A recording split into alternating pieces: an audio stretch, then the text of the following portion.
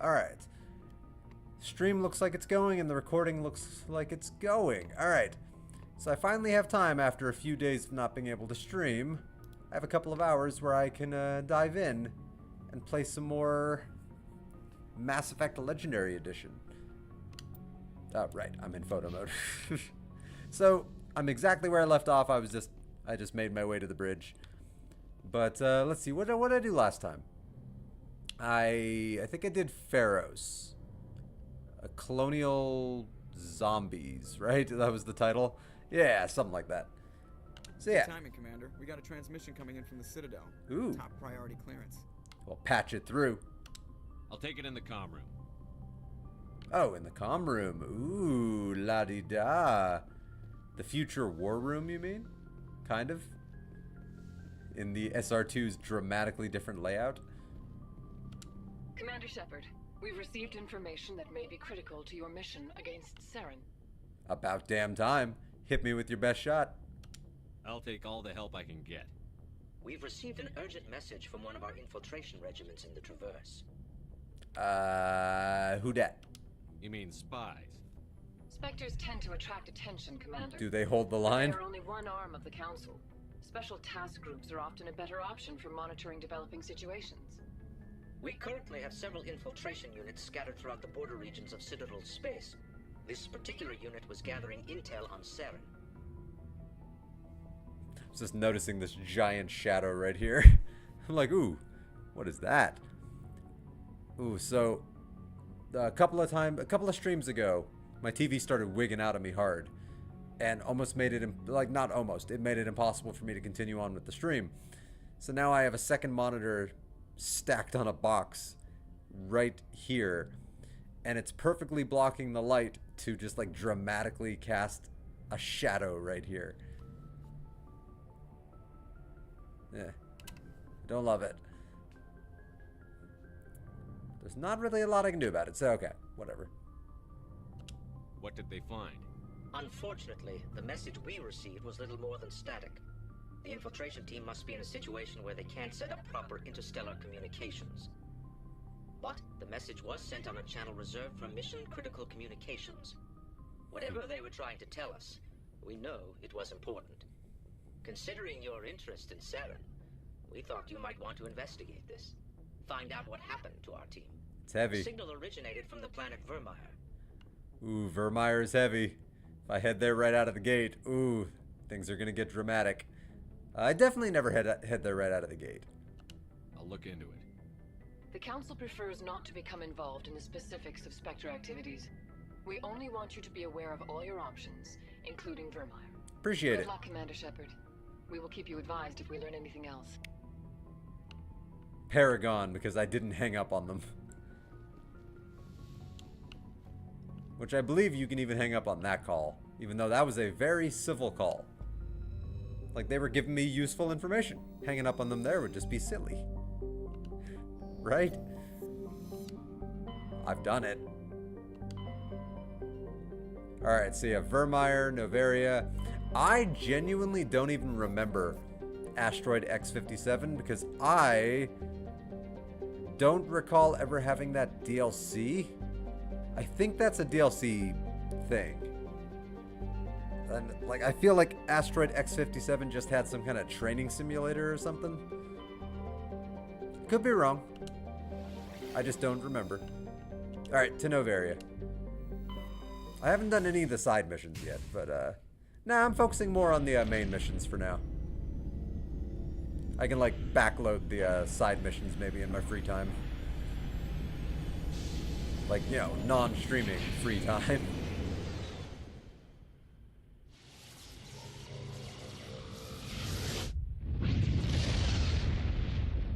Yeah, I think I might keep the stream just to the main story. Commander, urgent message from Alliance Command coming in.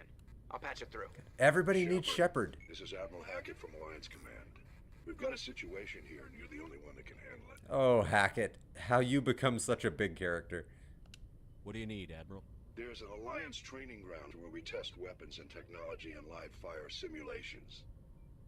One of the VIs we use to simulate enemy tactics in the drills is Edie. no longer responding to our override commands. It's gone rogue. Though we don't know that in this game.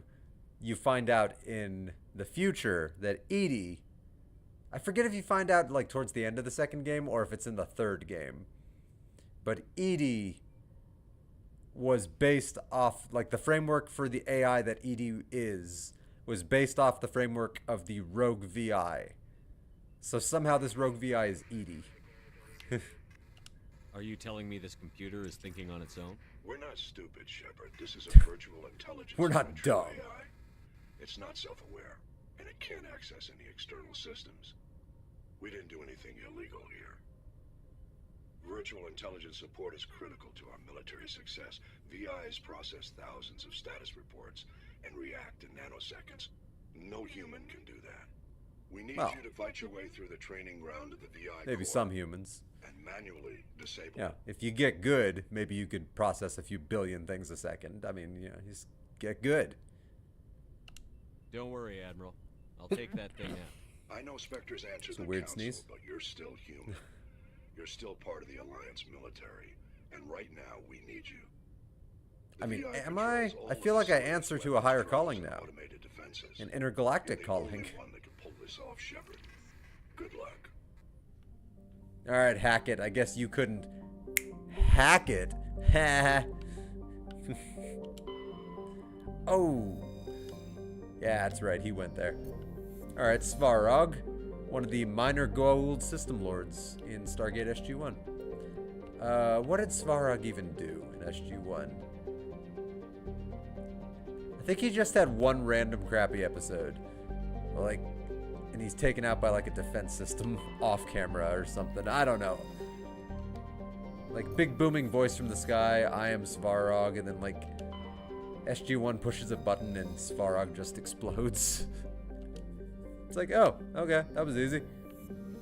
You know this thing that's been a threat for thousands of years? Yeah, these random humies just took care of it. Wow, this is a very basic star system. 3 main bodies and the main sequence star that it orbits. And I don't even think any of these main bodies are gas giants. So this is a very interesting star system that's very different from what we understand about solar system formation. Of course, we only have, you know, our solar system as a true framework for reference. Yeah, we can look at other solar systems and take a lot of educated guesses. Good educated guesses, but they're still Approach guesses. Control, this is the SSV Normandy, requesting a vector and a berth. Normandy, your arrival was not scheduled. Our defense grid is armed and tracking you. State your business. Seth Green. Citadel business. We got a Council Spectre aboard. Yeah. All you had to say was Spectre. Normandy. Be advised, we will be confirming identification on arrival. If confirmation cannot be established, your vessel will be impounded. What a fun bunch. I think I'll take my next leave here. Oh, Joker. And now I'm not on the bridge anymore with Joker. It's such a weird, jarring shift. Like, I just decided to run back to the holo map just so I could be in the starting position. And this is where you were. Alright, A-team. We're going. The hell? Button? Alright, A-team? Nope. Tally? I love you, Tally. I think you're awesome. But you're not Garrus. You're not Garrus. I really do love Tally. Like, I love all of them. I do. Exterior atmosphere. Log. Well, I like Ashley. Commanding officer is assured. I've developed respect for Ashley after the fact. The deck. But in this game, I could never say I loved her. I liked her. But like Caden, yeah, I love that guy. He's cool. Garrus, Rex, Liara, Tally, freaking love them. They're amazing. Such phenomenal science fiction characters. And rightfully beloved. Up. Alright, let's do this. I feel like I need to bring the thunder. Thunderstruck.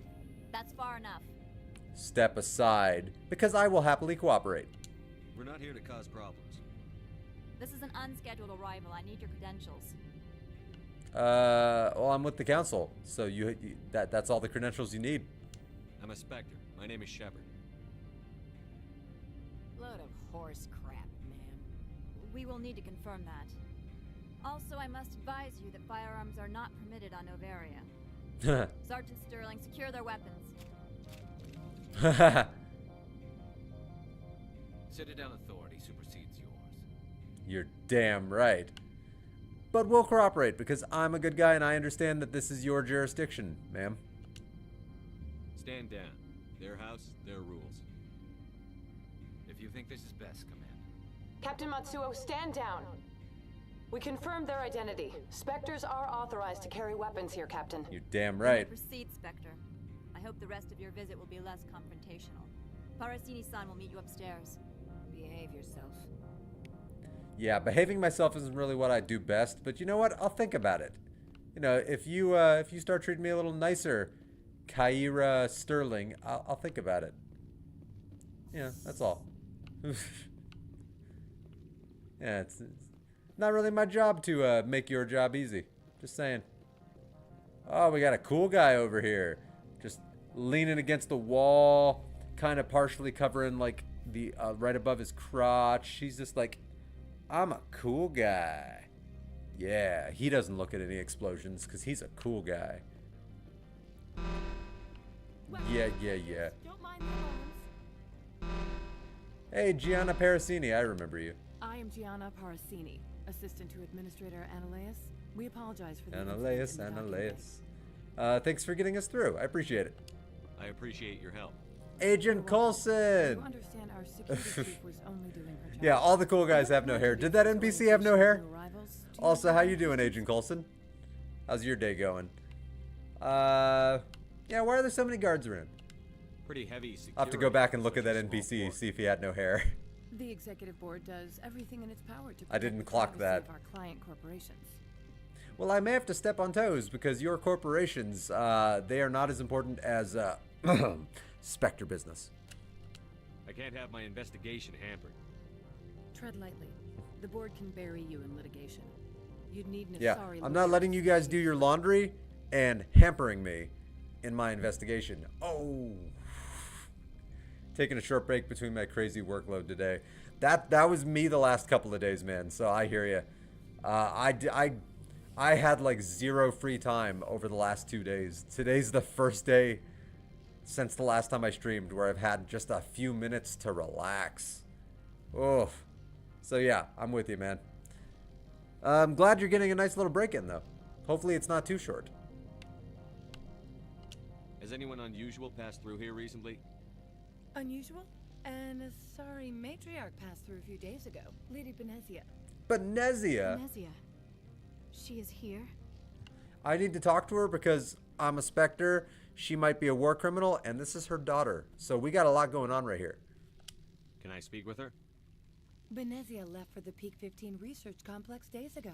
To the best of my knowledge, she's still there. All right, I'll need directions. Do I turn left at like Peak 14? Like, where do I go? Could you tell me how to get there? You'll need to ask Administrator Analeas. And can you stop scanning me? I feel like you're going to give me cancer. Like, just stop scanning me. I've been scanned. Where can I find the administrator? His office is on the main level, left at the top of the elevator. All right, I appreciate it.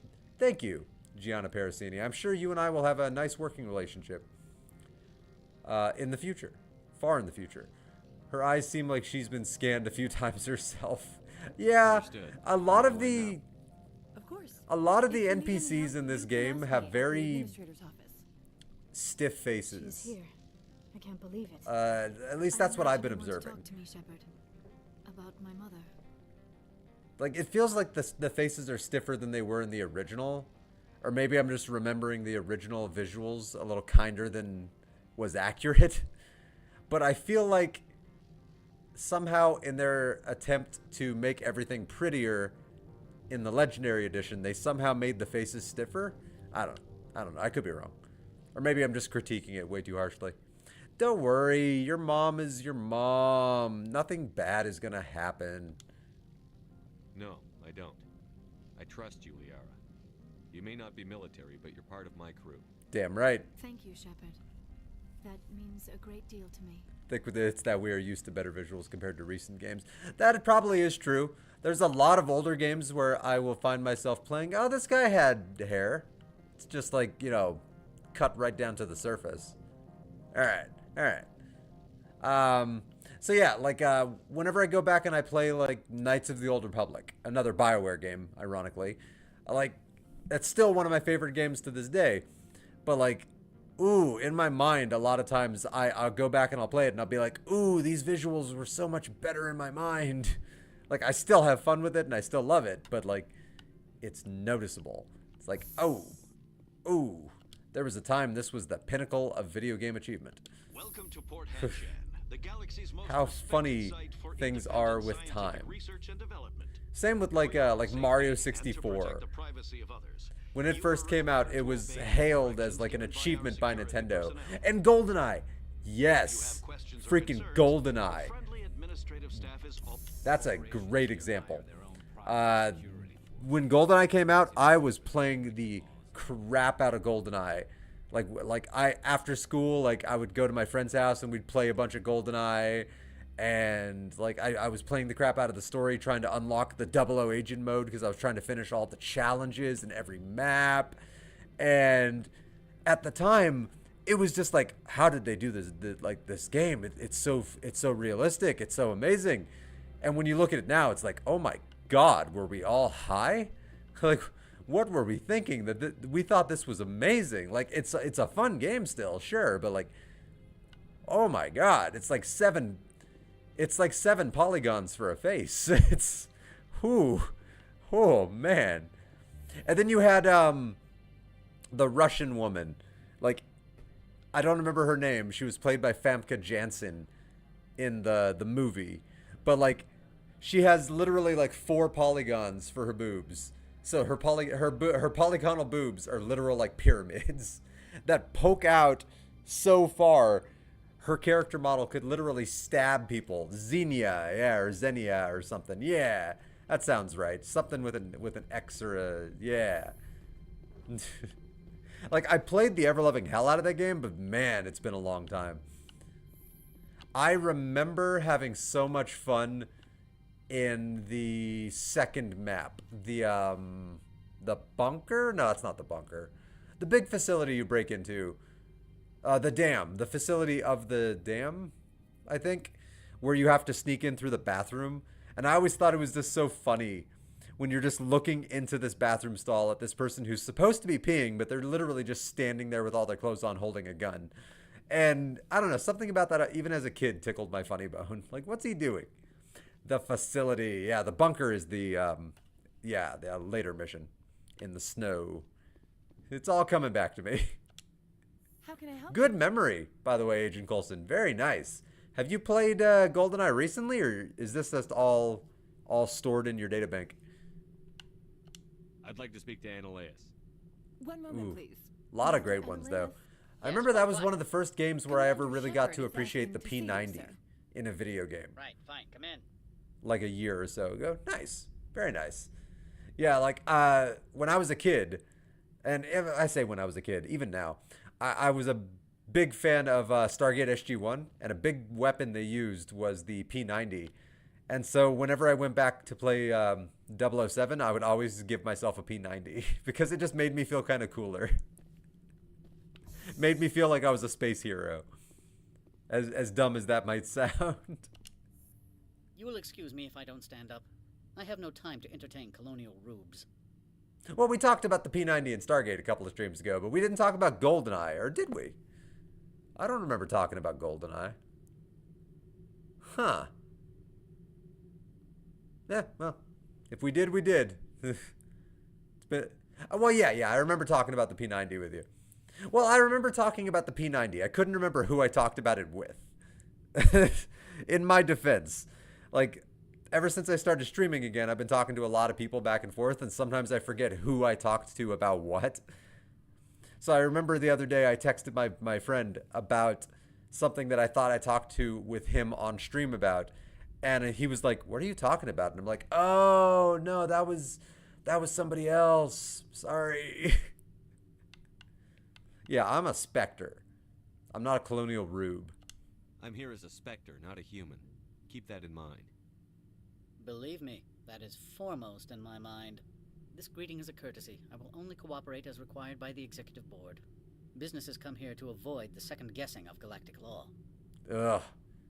Corporations in space. Ugh. Alright, Wayland Yutani. Well, I'm on a mission. I'm conducting an investigation. It's a matter of galactic security. Yes, isn't everything?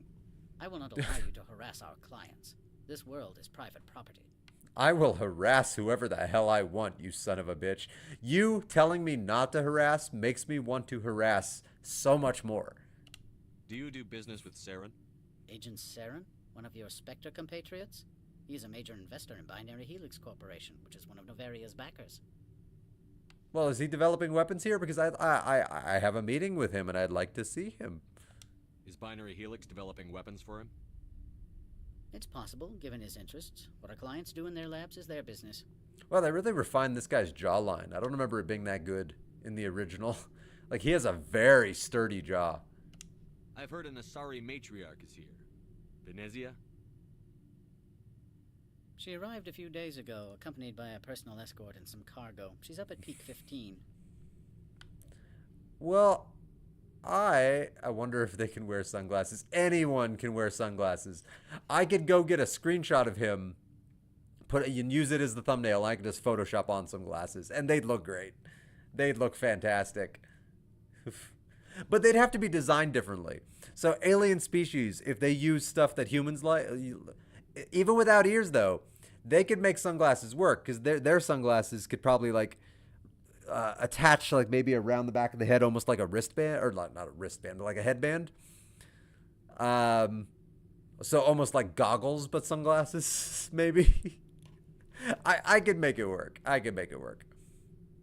Or maybe they'd even have some kind of like nanopolymer adhesive that specifically sticks to like biomaterial, because that sounds very sci-fi. I think I've heard that done in science fiction before. I'd like to see her, immediately. I'm afraid that you cannot. Peak 15 is a private facility in the sky. Or maybe even their sunglasses would loop around their little like head mandible things. Like, yeah, maybe they would just loop around the middle. Hey, Mathana! How are you doing today, Mathana? So we drive. Surface access, you say? They seem like monocle type of people. No, yeah, they do seem like monocle types. Very up their own butts. If he won't help us, I'm sure someone else here will. Yeah, what sort of cargo? What can you tell me about her cargo? Large, heavy, and sealed. It passed weapons screening. Beyond that, it is not our concern. So Geth. Okay, cool. Why is she here? What brought her out here? If I knew, I would. Doing great, man. What about you? Got a fresh cut today and feeling crisp. Nice. She's here on business. That's one of the few benefits about not having a lot of hair is I don't really have to worry about haircuts. So it's a nice little thing that I don't really have to think about. Like whenever what hair I do have just starts getting too long, I just chop it all off, and then I pop on my hat because because I'm super self-conscious about how early in life I started losing my hair. So I wear a hat. Oh, no, yeah. Then you understand if you're balding, yeah. I started balding in my damn 20s. And now I'm in my 30s, so, like, it got real bad in my 30s. And so, like, yeah. I used to be fine with taking off my hat every now and again in front of people and maybe even on stream, but, like, I don't do it anymore. I am balding really bad. I am 23, dude. Okay, you and I are basically on the same page then. Though mine didn't start getting really bad until like probably 27 or 28. Maybe like right at 30. Yeah, because I used to be really proud of how much hair I had. And then it just started going. And now I'm a lot more like Shepard. Like a lot more like Shepard, which is why I designed him like this. But yeah, I kind of miss the feeling of a nice crisp haircut. Trip to Turkey might be worth it. You know, I've always wanted to go to Turkey, actually. There's a lot of countries I've always wanted to go to. Japan would be #1 on my list. Something about Japan. But like Turkey would, yeah, I'd be interested. All right. Goodbye. I have no more questions at this time. Oh, you were just in Turkey for work. Awesome. While you dithered about. See, the ability to travel for work, that's really cool, man. I'm jealous of that. And I'm also at the same time not jealous. Like, I'm jealous of your ability to travel, but I also am a person who wants to travel, but also kind of hates traveling. I'm a man of many contradictions. So like I dream of traveling, but when I finally do get to travel, like I get so annoyed that I'm traveling. Like I just want to be home. I'm like a hobbit. Like I dream of all of these adventures, but then suddenly I'm out the door and it's like, oh, I just want to go back and, you know, relax on my couch. Oh yeah. I can only imagine the prices of your soul sometimes. Oh yeah. I can only imagine. Depending on what you do for work, I can only imagine. And depending also on how much your company actually covers and how much you have to cover, the price might also be a little bit more than your soul. It might also be a little bit of your wallet, depending on how much they cover. So it would seem. I need an alternative. Talk to Lorik Keen. You should be able to find. I remember Lorik Keen. Can't say more. Not within earshot of Mr. I'd love to Hernandez. travel. I want to finish Romania or visit Romania next year. Girlfriend and for tourist attractions. Nice. Yeah, it was around COVID, like 2020, right before COVID like really hit the mainstream, like really hit the public eye, and everything started shutting down. I had made a big. I was gonna do it. I was gonna just start once a year. I was gonna pick a place and I was gonna find the money. I was gonna find the time, and I was gonna travel to another country like once a year for like a week, maybe two if I could somehow arrange that.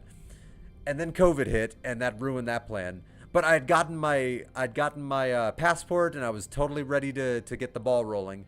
And then COVID hit and I've just never gone back to that idea since. It all just kind of went to the wayside. Romania would be cool though. There's a lot of places in Europe I'd love to go. Like, oh, the list would be crazy. There's a lot of specific places in the UK I'd love to go. There's some places in there's some ruins in France I'd love to go to. There's some places in Germany I'd really love to go to. There's so many places I'd love to go to. So I'm jealous of anybody's ability to travel and their ability to summon the energy and will to do it also, because sometimes it's hard to actually motivate to get out the door. You said I should talk to Lorik Keen? But I'm jealous of it, so yeah, good on you that you have the ability. Even if, yes, you chip away at little pieces of your soul at times. Office was closed. Yes, that is unfortunate. All right. I've taken up enough of your time. Not at all. Thank you, Spencer. Gianna This is my Parasini. job, after all. Yeah, I got your name right. I want to see the Vlad Sepeth's castle. Vlad the Impaler. Vlad the Impaler. Oh, yeah. Fascinating person in history. Also, a lot of funny memes surrounding Vlad the Impaler.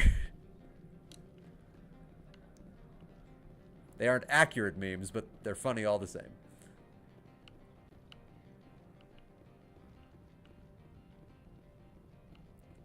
Alright, so let's see. That direction is how I get to peak 15. I remember that. So let's go over here straight to Lorik Keen and let's go get his mission.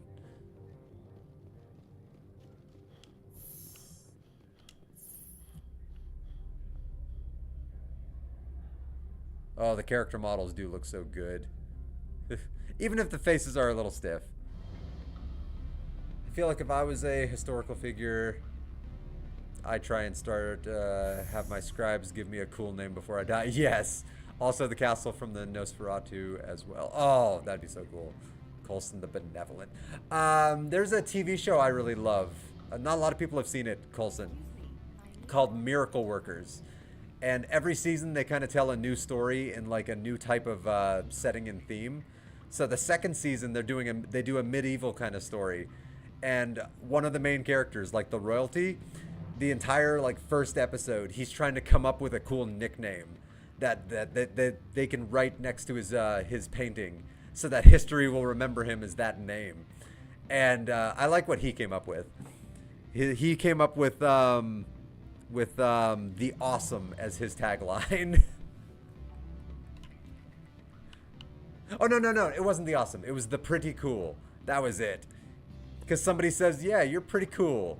And then he becomes Chauncey the pretty cool. And he even paints it on the plaque next to his painting, and I love that. That would totally be me. A dumb little show, but it's a show I really loved and made me smile a lot. Afternoon. Sit down. But you saying that made me think of that. Mine would probably be the introspective, maybe, because I'm one of those people that's always like questioning. Oh, it's not a very exciting name. And I definitely wouldn't be benevolent. The Fat, come on. I doubt that. If your Instagram picture is any indication, that's not accurate at all. If that's even you in your Instagram picture. Like, that didn't seem like it was accurate at all. Be more creative. All right. Well, I've already used existential. I can't use pretty cool because I just used that as... If I hadn't mentioned that, I'd probably say I'd be the pretty cool. The not bad. The sometimes gassy. I've been... Ever since I hit my 30s, I've been gassy. Like, it's the dumbest thing in the world. Like, I'm just always holding in a fart.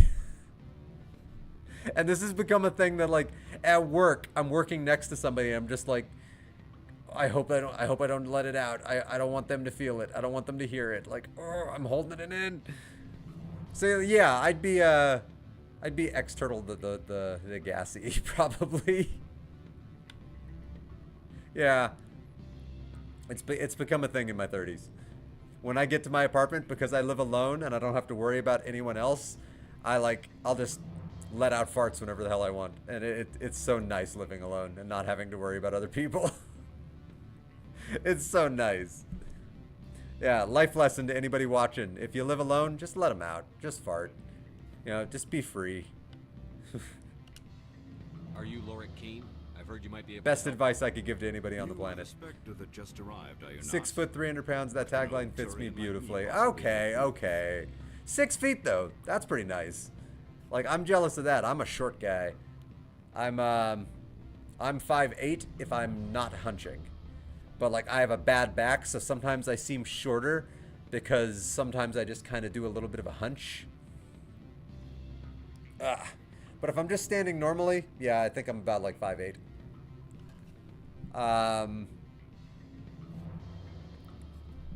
But yeah, okay, yeah. Pretty alright. I don't know. I'm a short guy. But I'm proud of being a short guy. It's not something I'm self-conscious about. It's not like my balding head where I'm self-conscious about that. Like, no, I revel in the fact that I'm a short guy.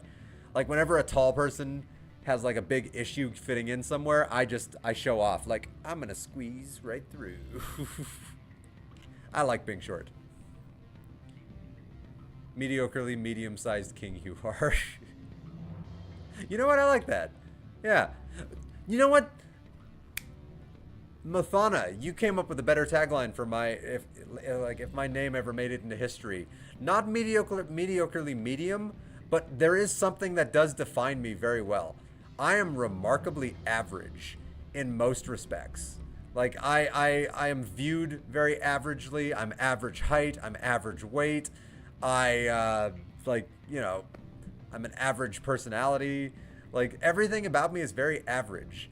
So, like, I think I'd be the mediocrely average. I think that's what I would be. Like, as much as I actually really liked that other tagline I came up with, because I have become gassy in my 30s. Maybe it's because I eat a lot more vegetables and I just eat healthier. But yeah, the mediocrely average. There's a certain length that you may not be average in. Nope. I'm fully confident in everything that I am. I'm 100% average in everything. Yeah, that's right. Anybody can infer from that whatever they want. I'm not saying specifics, but yeah, I'm not ashamed. Completely average. I'm good with it. Anyway, video gaming. I'm trying to find a way into the garage. I have places to go. Yeah, I got no shame. You need a pass. There's a line from another TV show I love called The Last Man on Earth. The main character, somebody's making fun of him for having an insufficient manhood. And he says something that I always loved, where he's like, "I'm proud of my little tea set," and I love that line.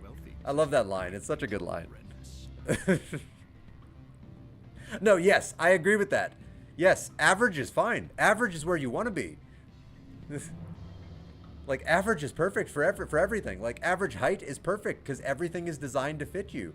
You know, average weight is perfect because everything is designed to accommodate you. You know, average other stuff is perfect because, you know, the Goldilocks zone. Not too much, not too little. Yeah.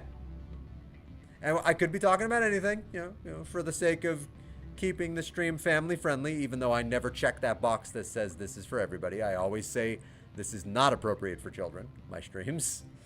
I always check that box on YouTube. Like, this content is not made for kids. Do not recommend it for kids. Do not put it on YouTube, kids. I sense a connection there. Indeed. I acquired evidence of Ananias's actions. His hired goons are ransacked. Oh, what a dumb little conversation. I love it. I suspect your goal lies outside this port. Mr. Ananias would be disinclined to let you walk. It's nice to talk to you, Mati.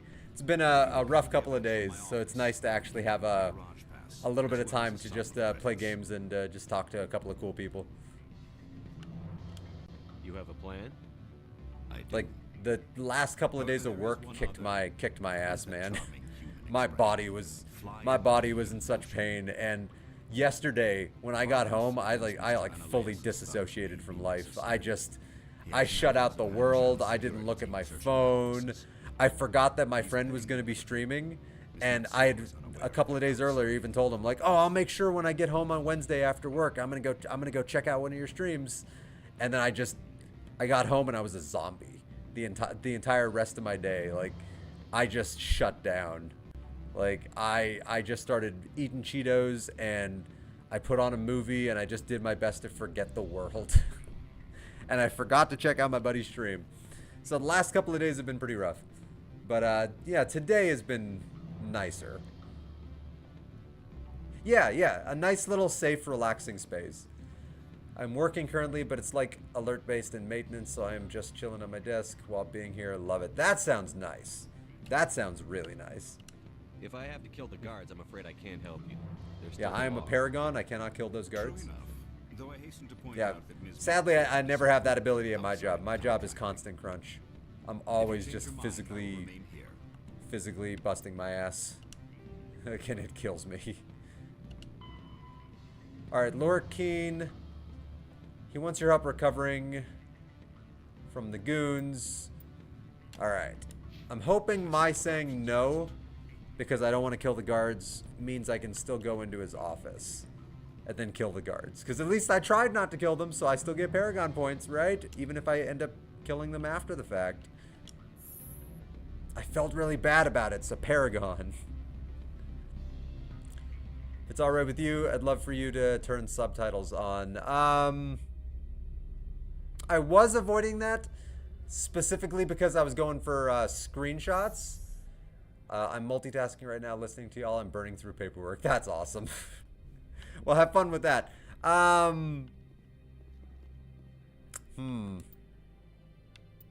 Let's see, subtitles. You know what? Yeah, there's a photo mode, so if I want to get screenshots, I'll just get screenshots in the photo mode. So yeah, I'll turn them on. What's it under? Gameplay? Subtitles. Up. There we go. Alright, I got subtitles on. Oh, no. Like, I have no problem with subtitles. It's just like this was going to be the first playthrough of a Mass Effect game I ever did without subtitles, just purely for screenshots. But that was before I knew that, because when I first started this playthrough, I had no idea that this game had a photo mode. So like that actually completely gets rid of the even worry of the subtitles. But also, I am really good in Photoshop, and so I could always just remove the text also. Like if it came down to that. Like I do a lot of Photoshop. I love Photoshop. I would say it's one of my passions.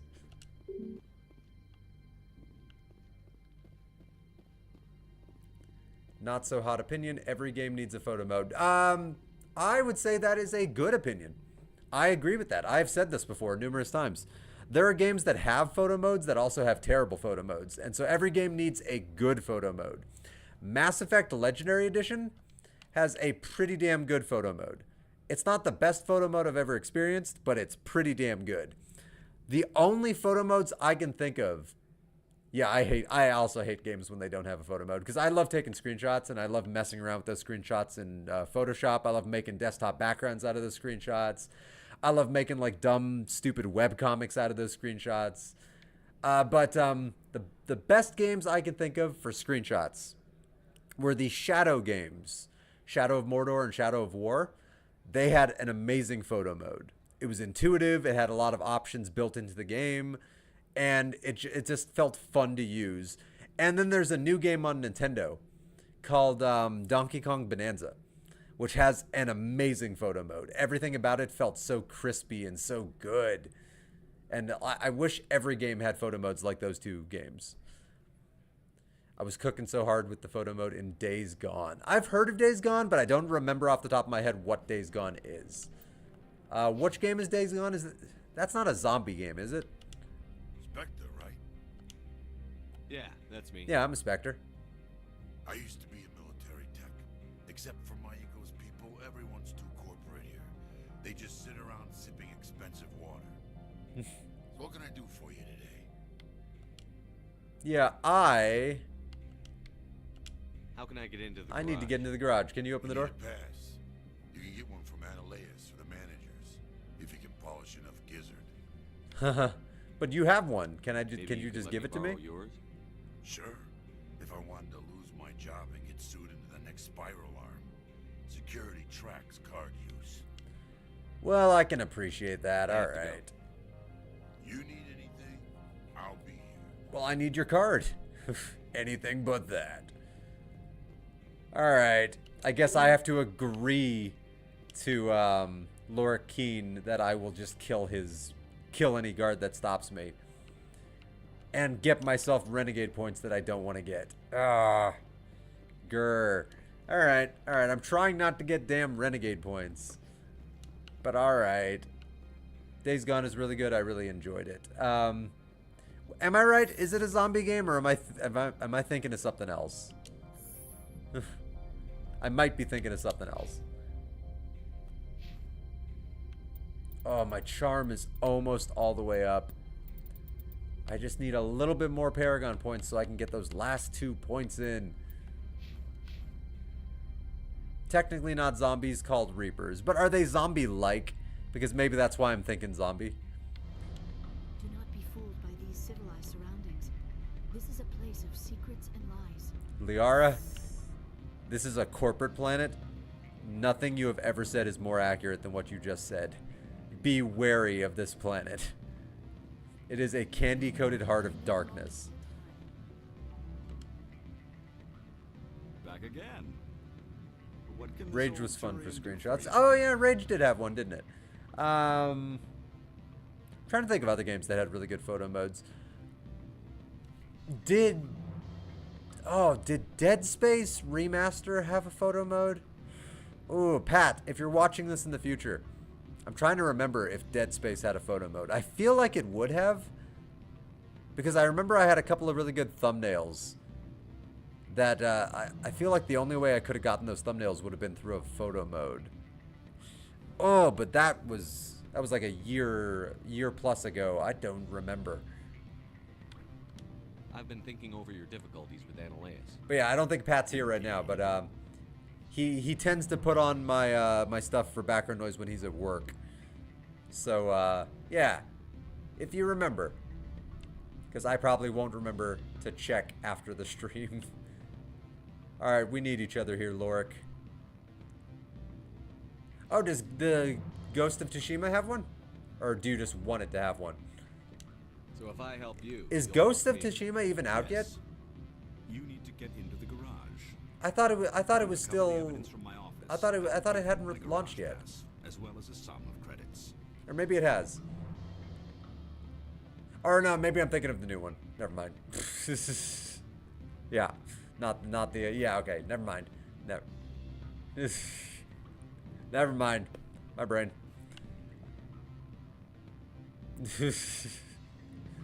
Yeah. I was mixing up Ghost games. Yeah, I figured it out. You have a plan? Yeah, Ghost of Tsushima. Yeah. However, there is one I never played it myself, but I've seen it played. And yeah, beautiful game. Absolutely gorgeous game. Violence against Mr. Analaeus' Oh, may be necessary. I can think of another game that had a really good photo mode. Horizon Zero Dawn had a pretty good photo mode. Like, I remember having fun with that one. And that also is a very gorgeous game. Horizon Zero Dawn. Alright. If I say I can't do that, then he won't give me the mission. So I'll say I'll figure something out. But I'm not going to say they're crooked, which is basically the same as saying they're dead. And, you know, that makes me kind of a premeditated murderer. No, I'll figure something out. You know, I'll talk to them. I'll negotiate. I'll focus on trying to get your evidence. If I'm lucky, I won't have to fight anyone. Oh, nice. Excellent.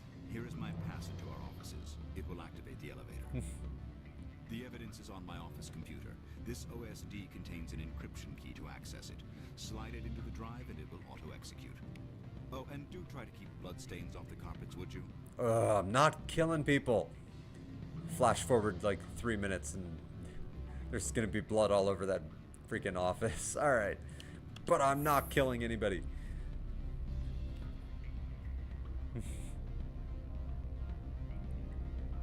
I don't know, I'm expecting it to be like dripping red with blood after I'm done. And I'll be thinking of a Rick and Morty episode that I really loved too, where he finally gets the guy that killed his wife.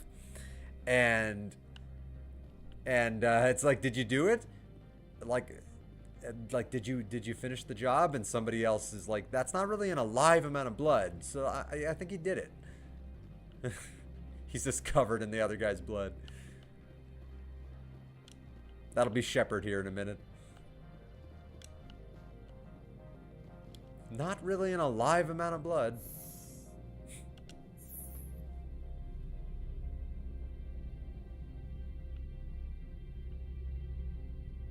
Alright, come on. Yeah, they didn't really improve the elevator speeds, unfortunately. But they gave you the ability to skip the longer ones, which is cool. Freeze! Hanshan security. This office is sealed. Keen let me in. Like, he and I are buddies. Lorik Keene gave me a pass in. Keen? Are you working for him? He's under investigation. Well, you're here illegally, evidently. So you need to leave under Spectre authority. Analaeus is paying you to shake this place down. Does Captain Matsuo know you're here? Hey, I'm not the one who wants Keen. Analaeus has a Varen up his ass about this guy. How about this? You pretend you didn't see us, we'll pretend we didn't see you. I'm very okay with that. So I saved her life just now. Unfortunately, all the other guards, they don't give you the option to save their lives. That is unfortunate. Oh, okay then. What the hell? I'm firing a pistol, but I clearly have my assault rifle equipped. Wow, that was cool.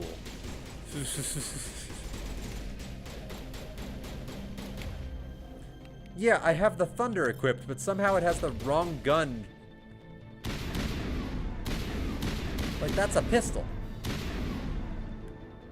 Or is this a single shot weapon.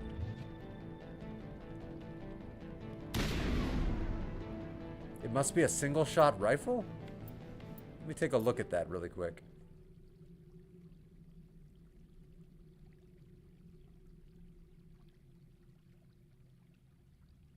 Huh.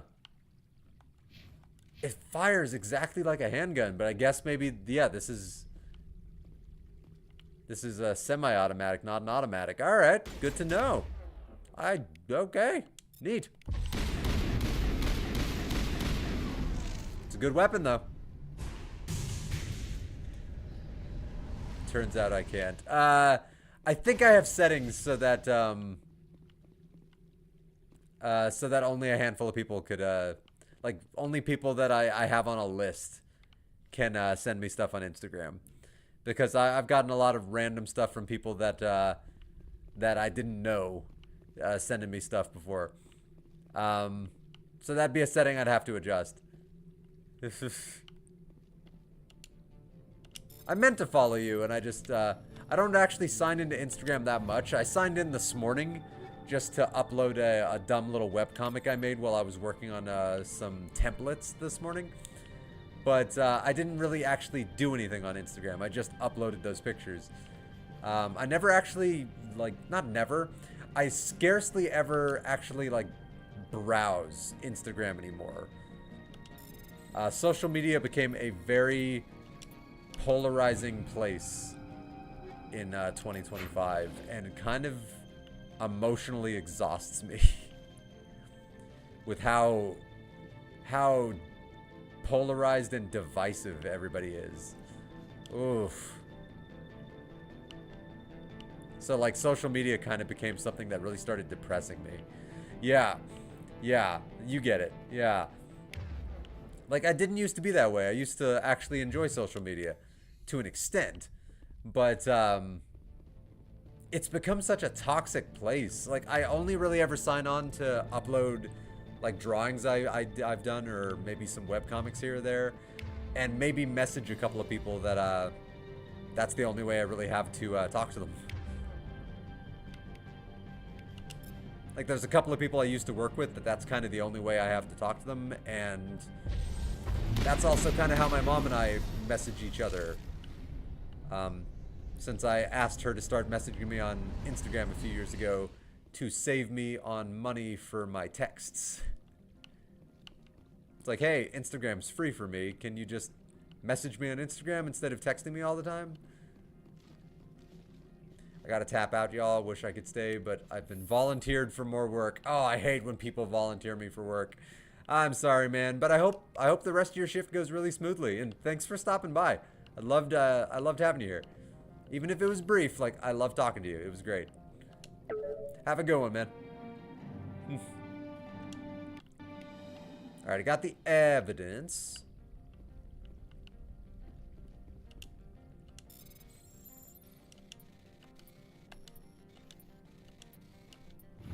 It's always so weird when they go to 6 and you expect it to be 4. Alright.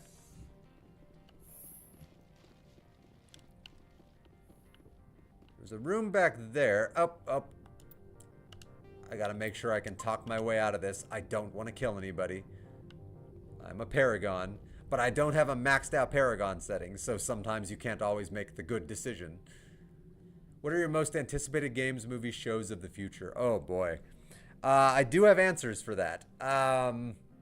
So gaming-wise, for the immediate future, the next game I'm planning on getting, and I'm super excited for it, is Metroid Prime 4 for the Nintendo Switch 2.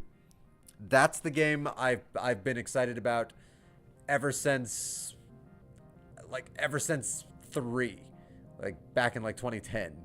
I've wanted them to make another one because the Prime games are so much fun, and they're finally coming out with it. So I would say like Metroid Prime 4 is the game I'm most excited for at the moment. There are some other games that I'm very intrigued by. I'd have to actually look up the titles. I'd know them if I saw them. I'm drawing a brain fart at the moment.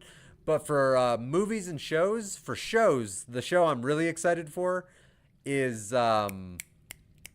the new Star Trek Starfleet Academy that's coming out next year. I'm very excited for that. I'm very excited for season 2 of Daredevil Born Again.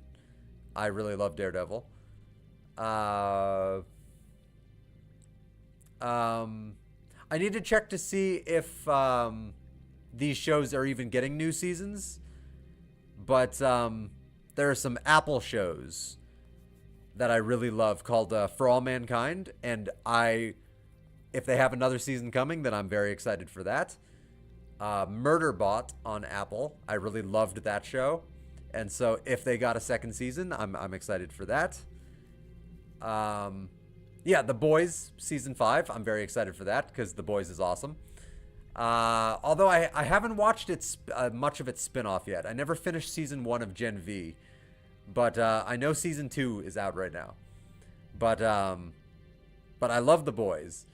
Like, I'm all about Huey. That guy's awesome. Also, Stranger Things. I'm really excited for the final season of Stranger Things. Yeah, season 2 of Gen V. They were dropping episodes not too long ago of Gen V on Amazon Prime, I believe. So, but I still never got around to finishing season 1. So, like, one of these days, I've got to actually go back and do that. Yeah, season 2. Yeah. Unless I completely no, I saw them posting new episodes. Like, yeah, that's out. Yeah, there's no way I misread that. Like, yeah, that's out. That's totally out. All right, Kyra Sterling. I like how I'm asking, "Who are you?" to Kyra Sterling, but I literally met her on my way in. You have me at a disadvantage, miss. Oh, now you're gonna show some respect? I'm Sergeant Kyra Sterling. What I saw of Gen V was good. I just got distracted by something else, real life stuff, and just like I was maybe like 3 or 4 episodes in, and I was really liking it. It was good. I liked that it was different enough from The Boys that it stood on its own, but it still felt like it existed in the world. And I liked the characters a lot, but I just got distracted and never went back. Oh, there is another show I really love. That it's an animated one on Amazon Prime. Invincible. I really like Invincible, and if they have another season coming, I'm excited for that. And on the animation front, I'm a huge Critical Role fan. Critical Role is a D&D show on YouTube, but they also made some of their campaigns into animated TV shows. So I am very excited for the next season of The Legend of Vox Machina on Amazon Prime and for The Mighty Nine on Amazon Prime. Those shows I am going to watch the ever-loving hell out of. I will watch them probably on day 1. Like, as the episodes drop. I won't wait for those. I'm still yet to watch it. Well, I mean, you know, it's easy to fall behind on shows. Like, there are shows that did come out that I was really excited to watch that I just still haven't gotten around to. So, I'm a big superhero fan, and in particular DC Comics. And Peacemaker, which is a show I really enjoyed of the first season, they came out with their second season, and I watched the first episode back, and I really loved it. And then I just never watched any of the other episodes. And one of these days, I'm just going to have to binge the hell out of it. I didn't want to fight them. But it's easy to just fall behind or just not be in the mood sometimes to... Oh, I picked the wrong time to scratch. All right, Overkill, Overload, and Singularity. Oh, oh, Lord. Oh, that was literally a massacre. Oh. All of your men are dead. Why are you fighting anymore? Oh, that was mean. I really want the new Peaky Blinders movie too. That series is peak. I love it. Yeah, Peaky Blinders. I've seen a little bit of Peaky Blinders, and what I saw was pretty great. I didn't know they were making a movie. I had no idea they were making a movie. That's really cool.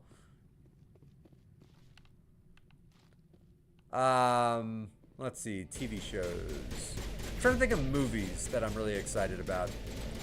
I think all the movies I was like really excited about already came out this year.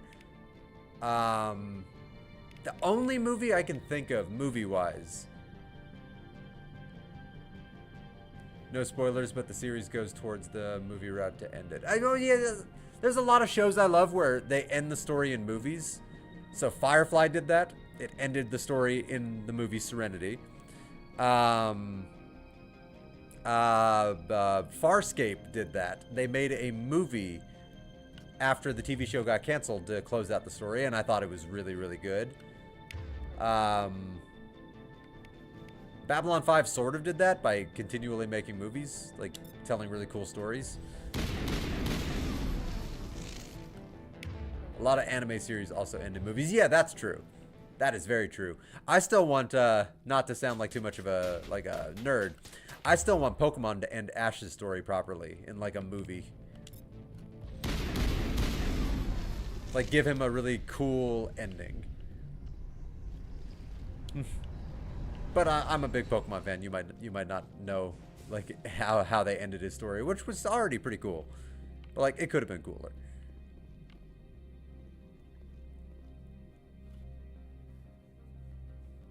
But yeah, I'll have to check out the Peaky Blinder movie.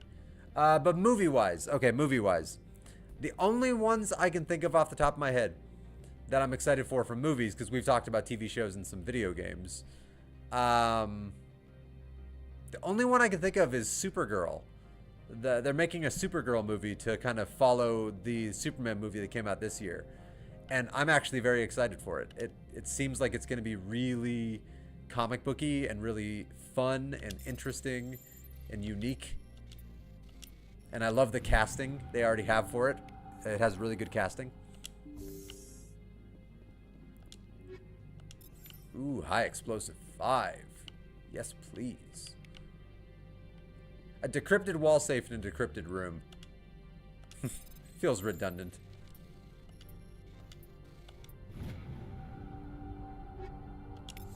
Nice.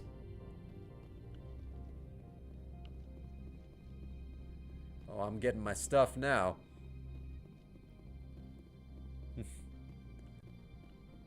How about you? What are some of the... Like, we talked about some of the shows. What are some of the, like, movies and games you're excited for? I really want to start watching more shit, but I am just more of a gamer, man. Kind of sucks, but I really have been wanting to watch Taboo for, like, 2 weeks now. I know exactly where you're coming from. I do watch a lot of stuff, but I have to juggle that with my gaming habit. So when I'm gaming, it's hard. Like, I'll put on stuff I've seen before when I'm gaming and I'm not streaming. So, like, I'll put on a movie or a show that I'm familiar with as comforting background noise if I'm not using, like, YouTube and a speed run on GDQ or ESA. But watching new stuff, I can't do that while I'm playing a video game. Like, I just can't do it. And so it really... Like, I love video gaming, and sometimes it can be tricky to watch new stuff when you want to also be playing a video game.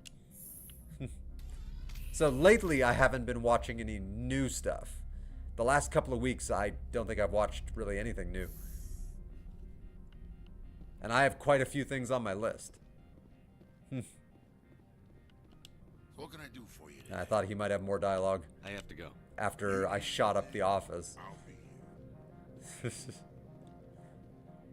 Commander, there have been reports of noise from the Synthetic Insights office. Would you know anything about it? I have no earthly idea. I bet you somebody must just be up to no good in that office. It's probably Ananias' thugs ripping the place apart. Smartass, huh? That's fine. I can work with that. Meet me at the hotel for a drink before you talk to Keen. I'll be waiting. Gaming-wise, I knew you were going to say GTA. I very specifically didn't say GTA because of that conversation we had the other day, where I mentioned how I'm probably going to be skipping GTA 6.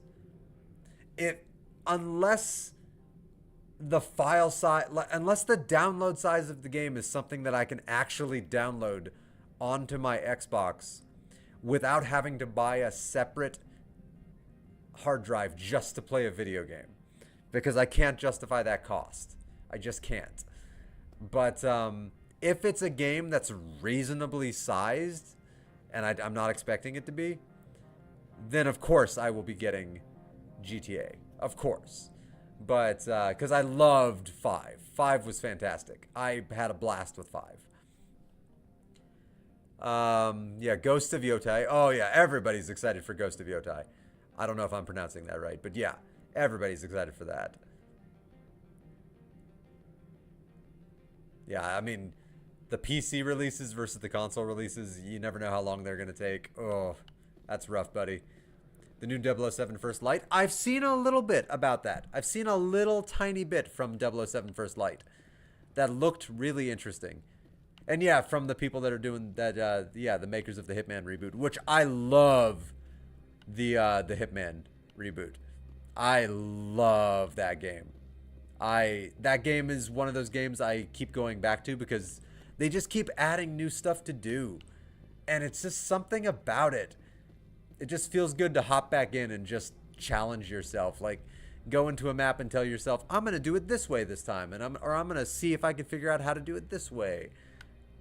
And it's also just a good way to unwind after a long day of work. So, Hitman I love. And it gives me a lot of hope for the new 007 game. Yeah, the roguelike is awesome.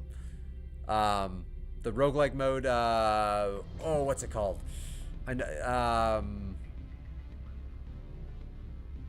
I can't remember what it's called, but yeah, the roguelike mode is so good. It's I told my buddy, because I've convinced him to play Hitman over the years. I think I even like convinced him to buy the game. I've told him before that the new, not new anymore, but I guess the roguelike they added is maybe the best part of the entire game. Like I have a currently fully decked out safe house in that roguelike mode with every single weapon and item purchased. And loads of the currency like saved up. Like I am going strong. Like if I lose, ooh, I'd be losing a lot. Oh man. Yeah, and they did get Mads Mikkelsen. They've gotten a lot of good celebrities to be elusive targets.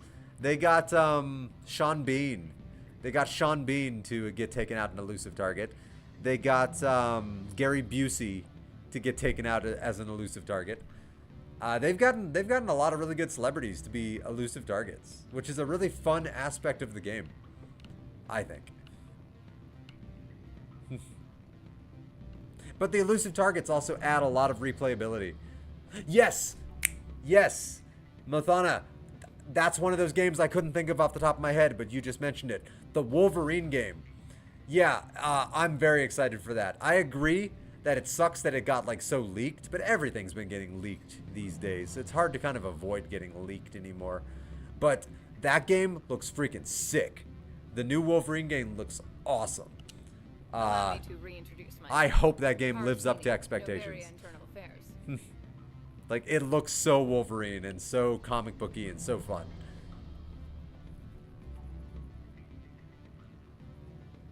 Yeah, Insomniac did kill it with Spider-Man. I never got to play Spider-Man 2 because they made Spider-Man 2 a PS5 exclusive. And I do not own a PS5. And I do not see me getting a PS5 because it's way too much money. And I bought myself a Switch 2. So, like, I'm not going to buy another psychotically expensive console. At least not anytime soon. If I ever find one used for, like, half price, I'd probably get one. But, they made Spider-Man 2 a PS5 exclusive, and that sucks. Because I loved their first take on Spider-Man. That first game was beautiful. That first game was so fun. And... I'm sad I can't play the second one. I'm so sad I can't play it. Yeah, maybe. I'm not really much of a PC gamer, Mathana. I'm really not. Why is an internal affairs agent? I have a thing about, like, I just don't really like playing on PCs. I've been undercover for 6 I don't know. months. I prefer consoles. I prefer the dedicated hardware that's designed specifically just to do that. again. and to leave the computer to do everything else. Plug that controller in. And, no, it's not even just a controller issue. It's literally like my buddy streams, and he streams most of his games. I think all of his games on his computer, and you can hear the fan from his computer. It's because his computer is probably running so hot because it's just processing so much to do at once, like playing the video games, managing the stream, managing the recordings, and then there's also the drivers and maintenance, and the fact that so many new games come out and it's like, oh, and you need to have this level of graphics card, and it's just the money gets to be so much. And the reason why I prefer console gaming is because you buy the console and then the games that are made for that console just work. Like, maybe they don't have the same kind of adaptability or modding that PC games have, or like super clocking that you can do with like PC game visuals and whatnot, but the games just work, and it's not putting any extra like tax on my PC. Like, it's not wearing down my PC anymore. Like, my PC is just managing my stream, and like that's it. Right now the load on it is so light, like I'm not even worried about my desktop. But my Xbox, it's the one funneling all the game work, and I feel good with it just worrying about the one thing that it's designed to worry about. And I know how you'd love modding Cyberpunk. I probably would. I probably would. But like, nah, I will never like be a PC gamer. It's not really my thing. I've played games on PC. I own a number of games on Steam, but most of them I bought just to be able to co-op with the Patman, like Phasmophobia and Terraria. I own those in Steam and I've played them, but like I prefer them on console. Couple other games, like I owned Mass Effect 2 back in the day and I played that on PC. Knights of the Old Republic. But like, I prefer console dramatically and vastly. I need Keen's garage pass to complete my mission. You help my investigation, I'll provide whatever you need. The Papman would agree with you, Mathana. Cyberpunk is, I think, one of his favorite games of all time also. Look, he loves it. He raves about it. I think it was for last Christmas. He bought it for me for Christmas because he wants me to play it so bad. And I do fully intend to get around to playing it. 100%, I fully intend to play it. Cyberpunk. I just haven't done it. It's on my list. And I will get around to it. I just don't know when. But he did buy it for me, so I do own it. I will get to it. I will help you. Alright, I'll talk to Keen and see if I can convince him. Thank you. You know where I work. Come talk to me once you know if he'll play ball. I actually really like Gianna Parasini. She's on the level. That's what I really like about her. What sort of offer? Good. Always a pleasure, Spectre. I haven't played the Witcher games, and I feel terrible about it. I tried playing 3, but I just didn't enjoy it so much, to be honest. I never played any of the Witcher games. I know very little about them. Nothing about them really drew my attention, and I've never really heard anything about them that sounded like they were a game I had to play. I know a lot of people seem to love the TV show. I've never watched it, mainly because I'm not familiar with the video games. Alright, I need you to testify against Annaleus. Annaleus sucks. I finished the job, but an internal affairs investigator contacted me. She wants you to testify against Annaleus. Now that you have my property, you want to dictate how I use it? Yes. I have no interest in a public spectacle. Do you have interest in being a hero? Everyone on this station is chafing under Annaleus' extortion. You might end up a hero. My employers rely on the goodwill of the executive board to work here. No, like investigating Annaleus. even if you like completely crapped over my all-time like favorite games, like that, I will never besmirch anybody for having an opinion of their own. Like, if you don't like something that I love, that's fine. Like, I'll never understand these people. Okay. But there are people that do take stuff like that seriously, Mathana. Like, I've seen some streams where people get like so heated. Like, how dare you not like this thing that I love? And that annoys me when people do get like that. Like, nah, like everyone has their opinions. Like there's people that come into my stream sometime that that don't like Star Trek. When I'm talking about Star Trek, they'll hear me talking about Star Trek, and I'm a mega fan, as you can see by like the multiple paintings and posters behind me. And like they're like, yeah, I could never get into it. I'm like, all right, cool, that's great. What do you like? Like, that's completely fine. Not everything has to work for everybody. So, like, to be honest, I've never been drawn to The Witcher. I'm aware of its existence, and I'm aware that people love it. But nothing about it ever tempted me. Like, I know it's probably a very unpopular opinion, but yeah. I'll shrug my shoulders at The Witcher. Like, whatever. This day and age, if you don't like what they like, they'll just shit on you. Yeah, that's one of the reasons I stay away from social media these days, because like all the discourse that's on there, if you just have a different opinion from somebody on anything, it could be something serious and political, or it could be something silly and, you know, mundane like a video game. But like if you just have a different opinion from people nowadays on social media, more often than not, you're not going to get people who are like, that is an interesting opinion. They're going to instead be like, you're wrong because you're stupid. Like, that's the kind of reactions you get now. Sky Commander, welcome back. How have you been the last few days, Sky Commander? So yeah, I welcome respectful differing opinions. As long as people are always respectful, that's the key important thing. Like, yeah, have a different opinion. Go for it. Like, if I talk about something that I love and you want to tell me that you hated it, absolutely tell me. But, you know, just don't say I suck because I love something. Like some people will do on social media. Like, you know, just, you know, tell me your opinion. I'd love to hear it. Because differing opinions, the Pap Man and I, we always have, like, deep conversations about a lot of movies, TV shows, books, video games that we enjoy. And we like to just debate them with each other. A lot of times we agree, but there are times where we pretty dramatically disagree. And you know what? Those are great conversations. I love those. Like, there are some movies that we just cannot see eye to eye on, and it's fantastic. The male human at the hotel bar.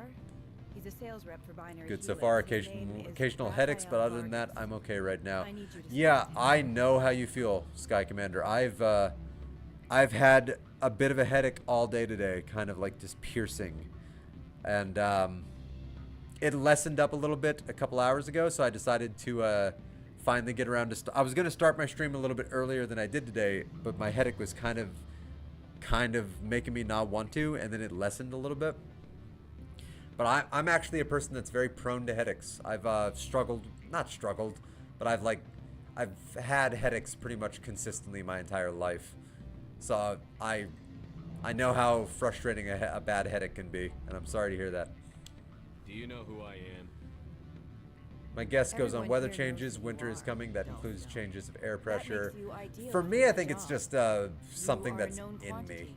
Like, Or so I think Barney it's just will think. something We genetic. will assume you are here Because to I've always had investigate headaches, something but it could serious. also be weather related for some That will people. distract him from your Like, I know my my sleep gets affected very heavily by the temperature. So when things get colder, and right now things are getting colder, my sleep gets better. It just always every year gets better. Like, it just becomes smoother, simpler. Because I'm a person that I have massive sleep problems. I struggle with sleep. But I struggle with it the least in winter.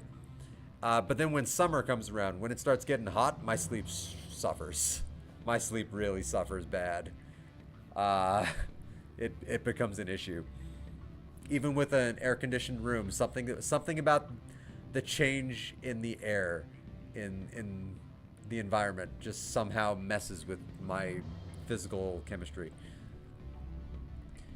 Regarding opinions, you like Star Trek. I never got into Star Trek, but I love how much you love it. You see that kind of opinion? I'm all for that. Like, it's not for everybody. Like, I grew up with it, so it's like it's fully a part of who I am. But like, there's nothing wrong with people like it's not really their thing, and that's completely okay. You were always more of a Star Wars person. I have a Vader in my PC case looking at me at all times. I'd show you, but yeah. No, yeah. Star Wars is cool. I'm a fan of Star Wars. I am nowhere near the fan of Star Wars that I am of Star Trek. But I like, if I were to turn around my webcam, I don't really want to do that because that side of the room is really dirty. But if I were to turn around my webcam right now, on the other side of my TV, I've got a Clone Wars poster, the animated TV show, not the movie, because I thought that show was phenomenal. Like everything about the Clone Wars TV show, I thought was phenomenal. Ahsoka Tano is by far my favorite character in all of Star Wars. But I love the TV show. I love Star Wars Rebels. I really enjoyed the first. I loved the first 2 seasons of The Mandalorian. Third season was fine. I absolutely adored both seasons of Andor.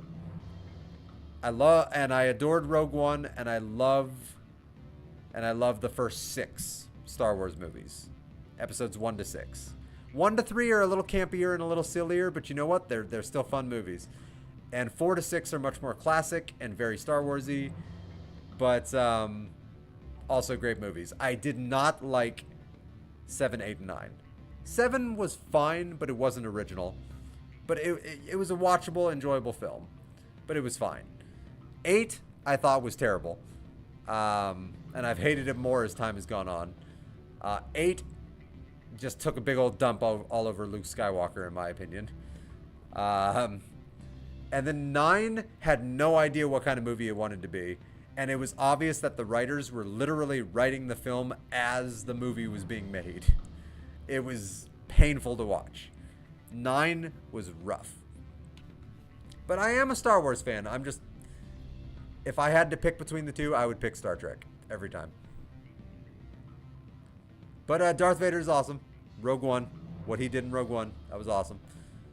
I'm into both, but for a change more on ships in case of Star Wars, I remember not only number of ship models, but even their manufacturers. That's cool. That's awesome.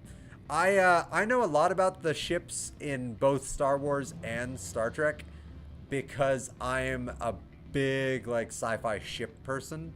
So I used to be able to name like all the like ship classifications. Like that's a Corellian ship in Star Wars, and like I can still name most of the Star Trek ships. Like I can even tell you their serial numbers off the top of my head because that's how big of a Star Trek nerd I am. NX74205. And then I believe the Voyager is NCC 76566. I believe that sounds right. But yeah, I used to know like all the ship names, the classifications, and all that back in the day. I don't know if I'd still know it. I don't know anything about binary. Everything I know about Star Trek is that Spock guy, and that the King of Jordan, King Abdullah II, was actually in an episode. Was he? I did not know that. They had a real life king in an episode of Star Trek. PH's work relates to biotics. There are rumors that the Noveria From Voyager, I only know its class, Intrepid. It is an Intrepid class. Very nice. That is true. My favorite. Okay, since you were saying you're more familiar with Star Wars, my favorite Star Wars ship of all time, and this has not changed even with all the modern stuff they've been doing, is the Ebon Hawk from Knights of the Old Republic. I think that ship, something about its design is gorgeous. It's perfect. I love that ship with all my heart. You think this uniform's just for show? Our current king was in an episode. I'll get the episode name now. Yeah, which episode of which show? Because I am very curious. That had to be the next generation maybe. Oh no, but you said current king, so no. Did they have a king on a newer episode? Like that would have had to have been Star Trek Discovery. I don't feel like I remember reading an article about a real-life king or even real-life royalty making it into a Star Trek episode recently. That's neat. That's awesome. King Abdullah II bin al-Hussein, born January 30th, 1962. King of the Hashemite Kingdom of Jordan, an acknowledged fan of Star Trek. That makes me love him already. King Abdullah, then a prince, appeared as an uncredited extra in the Star Trek Voyager second season episode Investigations. Voyager executive producer Jerry Taylor commented, "Take away the title and the trappings, and at the core you have a Star Trek fan." That's crazy. Dynamic class freighter, that one was cool. Yeah. That's crazy. Investigations. Oh. I don't remember that episode from the title. Ooh, what episode was Investigations? All right. All right. Normally I don't like to browse my tablet while I'm streaming, but I'm gonna Google that episode really quick. Like, the moment I get the episode description, I'll be like, "Oh, that episode. Okay, that's neat." Learn something new every day. So Voyager Investigations, and they had a real royal. That's crazy.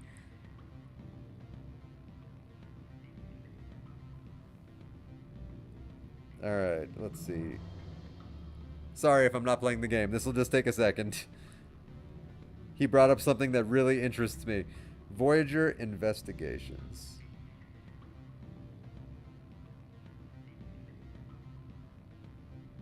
Neelix searches for a traitor aboard Voyager using his morning news program. Oh, that episode.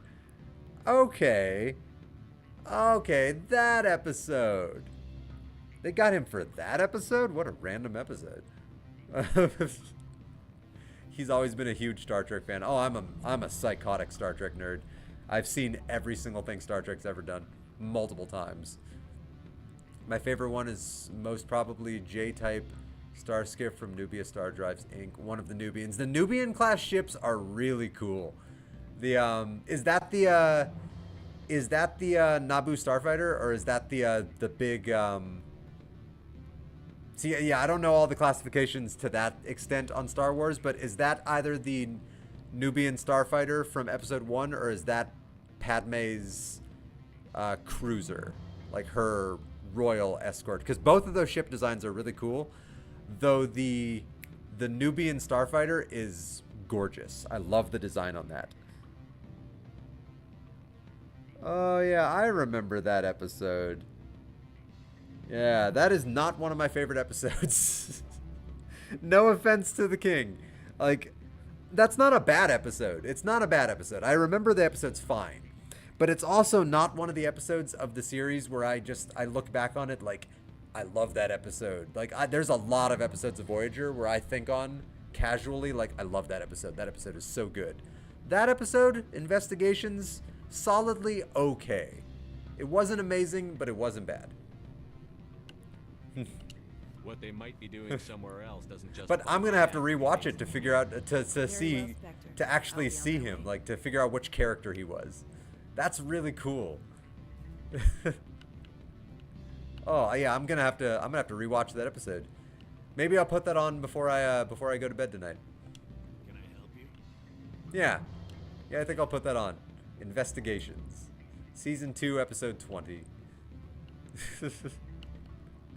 Oh, that's cool.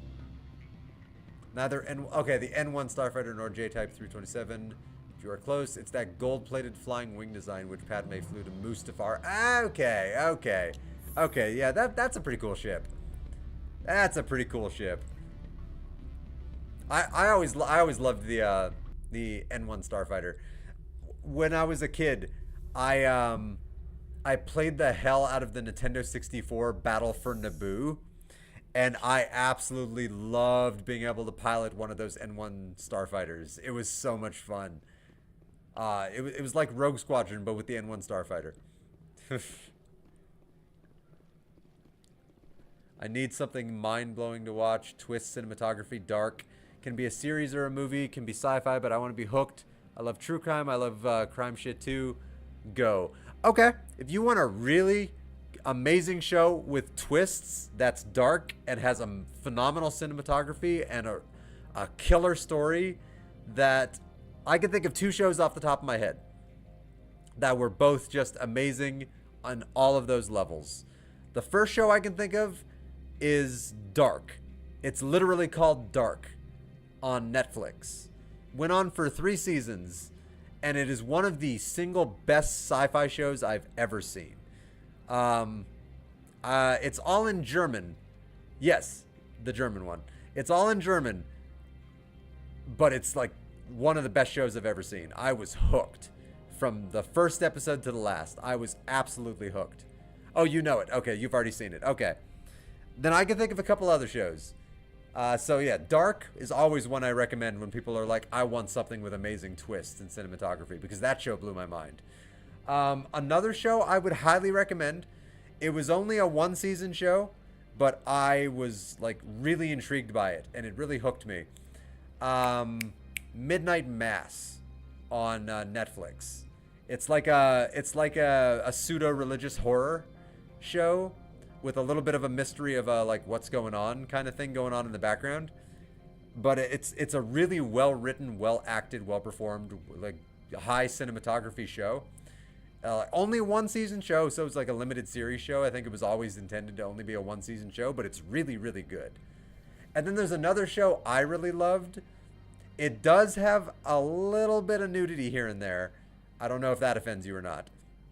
But it's a Netflix show I really found fascinating. It was one of the most original shows I've ever seen, called Sense8.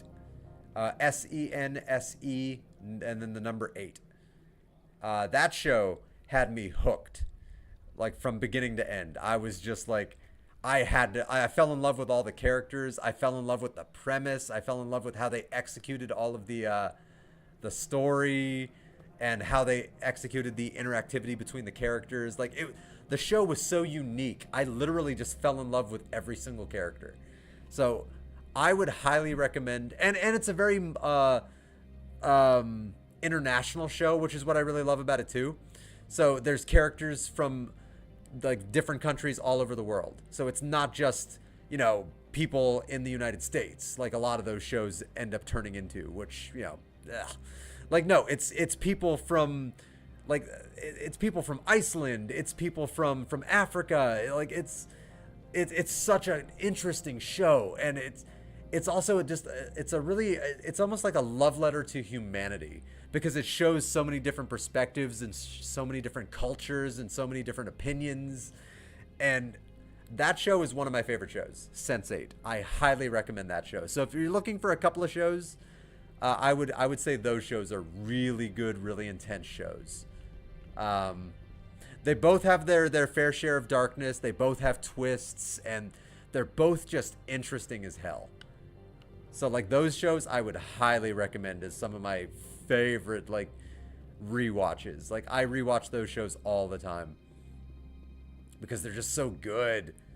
Oh, I need to talk to... I've gotten so distracted talking about some of my favorite shows. I forgot to go get the garage key. But yeah, those are the two ones I can think of off the top of my head if you're really looking for like great cinematography, great writing, great performances, and just great twists and storytelling. Abdullah's cameo was arranged as a surprise for him by his U.S. advisor. That's so cool. The prince, who at the time of his cameo was 34 years old, enthused. I would have been thrilled just to visit the set, but this is too much. After being put into makeup, given pointed sideburns, and then fitted for his uniform, a lieutenant of the sciences division. He must have been a Vulcan. That's so cool. He rehearsed and shot his scene. He appears in the episode's opening scene as a science officer. I think that's the coolest thing in the world. I love stuff like that. That's awesome. Like, I love that story. I've never heard that story too, and I've heard a lot of Star Trek stories. So yeah, thank you for teaching me something new today that I did not know about Star Trek. I'm gonna rewatch that episode after I end this stream when I'm get like kind of winding down for the rest of the day. And I'm gonna keep an eye out for a pointy sideburn guy in the beginning of the episode. Spectre, have you given any more consideration to my offer? Yeah, I convinced Keen to testify, and then I talked about movies and TV shows for 20 minutes. So, are you gonna give me the garage key? It took some persuasion, but Keen has agreed to testify. That's a world of stress off my back. I'll take the evidence for safe transport. No, I genuinely like I didn't think her you'd as a help me, character. being a Spectre and all. Because she's just I doing her guess some of job. you can She's be just all on the right. level. I thought you'd be happier. Doesn't this help? Yeah, you? she's just somebody trying to You do the don't right seem thing. particularly I like it. happy. I'm ecstatic, but right now, I just feel like a long day of work is ending. I also relate While to you that. were working Oh, on I'm King, the I got happiest you a person in the garage world. pass. Can't you tell? Be careful up there. I have an arrest to make. Wish I had time to change into something easy to move in. I hate skirts. Yeah. This is an outrage. I'll see that you never work in this sector again. Yeah, get a move on. You, Shepard! I demand you place this bitch under arrest. You have the right to remain silent. I wish to God you'd exercise it. See you around the galaxy, Commander. I owe you a beer. She does take me up on that. She does buy me a beer in the future. Yeah, I'm genuinely a fan of hers. She just feels like a real character. Like, there isn't a lot to her, and you don't get to, like, interact with her that much in the series, but, like, she just feels like a real person just trying to make a difference. Like, yeah, just a normal person with a normal job. Like, looking into corruption. I like that.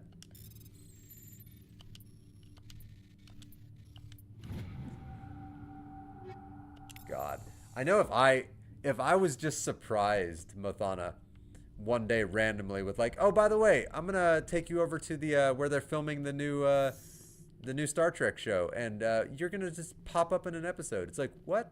That would make my life.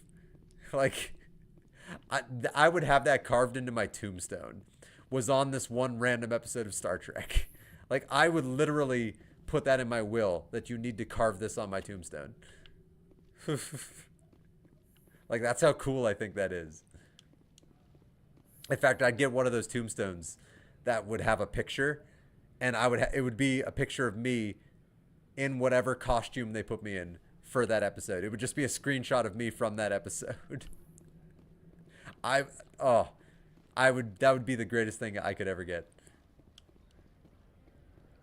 Like, Moist Critical being an extra on the set of the Hunger Games. Was Moist Critical a big fan of the Hunger Games, and then he got to be an extra on set? That is pretty cool.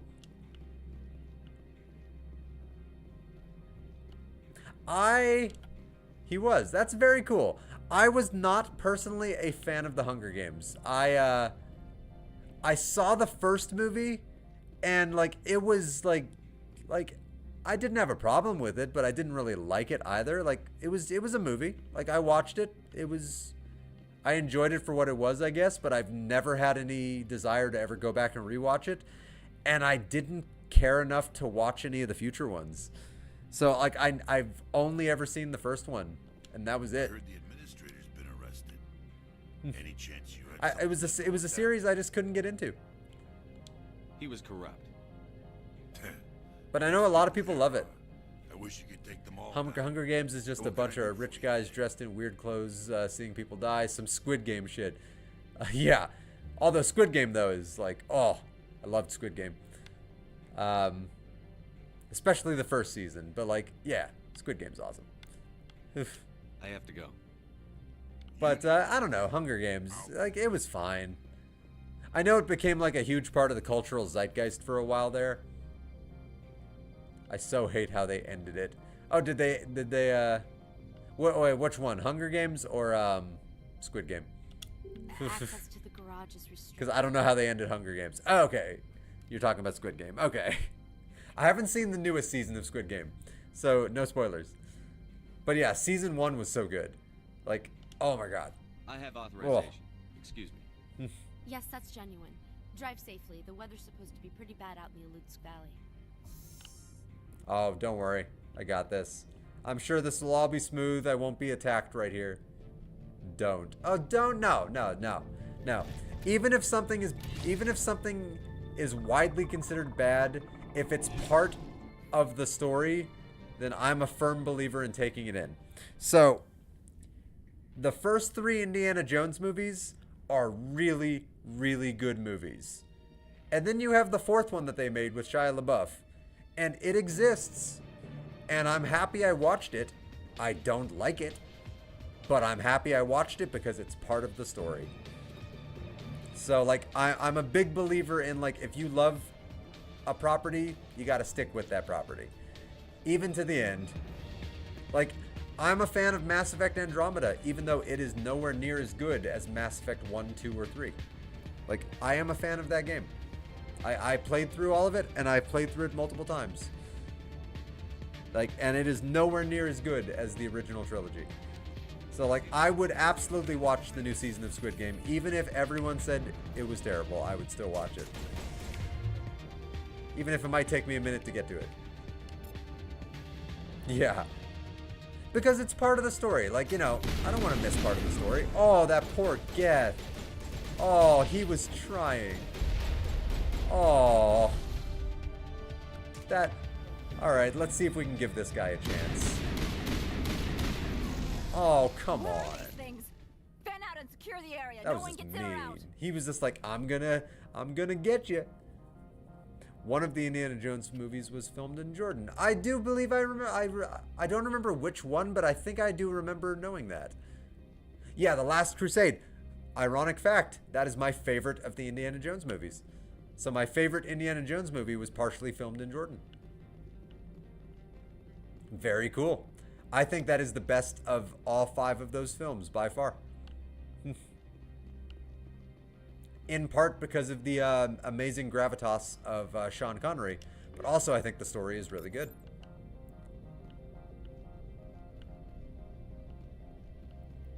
It was filmed in Petra. Okay. Yeah, totally no bias. Nothing wrong with some healthy bias. Every now and then, sometimes we need to embrace our bias. Like, I'm 100% biased towards Star Trek. So, like, yeah. Nothing wrong with some healthy bias. Alright, I had to blow up that tank. Just felt right. Oh, did I ever talk to her about, like, was she surprised about this being, like, Geth attacking us? I heard her say, like, what the what? Knock, knock. Yeah, oh yeah. Knock, knock, you're about to get shell-shocked. What did you do here, Commander? Whoa, whoa, whoa. Inside space station voice, even though we're not in space. Inside facility voice. I was just defending myself. Oh, you're actually doing a knock-knock joke. Who's there? Me. I'm the victim here. The Geth attacked us. Dishes who? You expect me to... Where did they come from? If I were to guess, the matriarch packed them in the shipping container she arrived with. I don't believe that.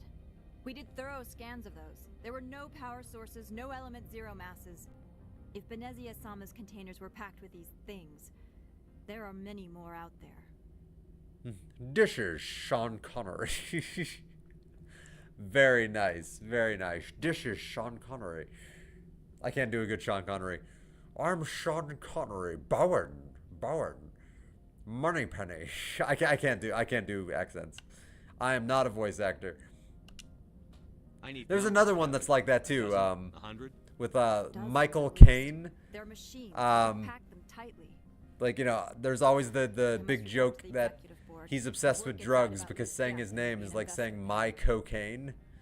My cocaine, when you say it in his accent. What's your name? My cocaine. You have cocaine?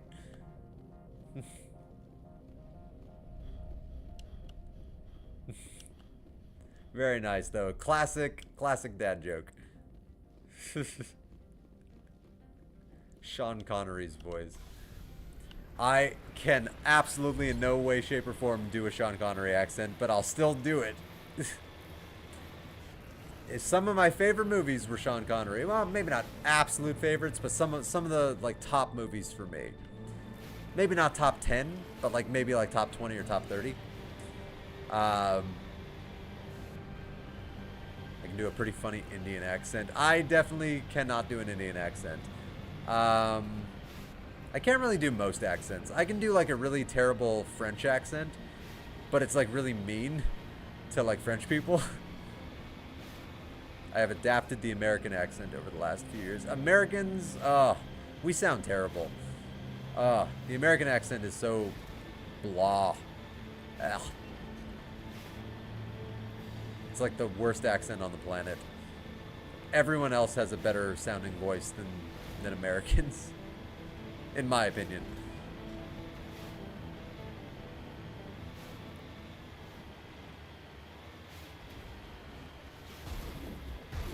Oh, there you are. I see that missile. And I saw it hit my butt. Haha.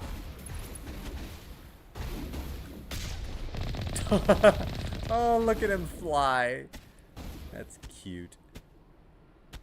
Hello. Goodbye. Oh, this is therapy. Dude, they make fun of me here because of how I sound. Everyone speaks like they're about to blow you up. Meanwhile, I am the only American sounding one. No, the ragdoll physics is the best thing in Mass Effect. I even said to my best friend when he was talking up this game that that's the only thing I hope they didn't change was the ragdoll physics, because the ragdoll physics were so insanely off the reservation in the original. Like, that would be heartbreaking to lose the ragdoll.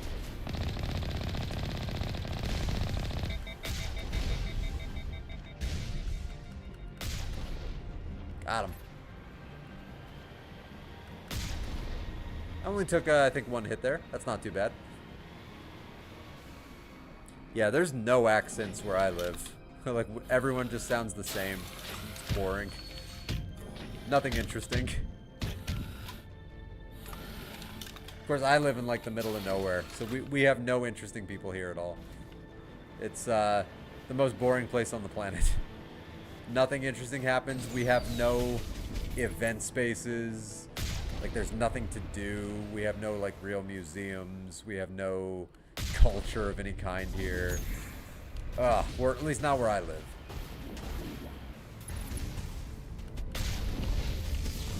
Like, there are no shows that happen here. There's no, like, comedians. There's like, literally nothing where I live.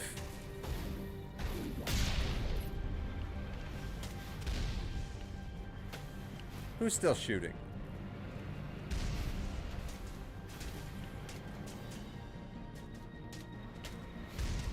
I don't see where I'm being shot from. Actually, I'm not being shot. Somebody's just shooting.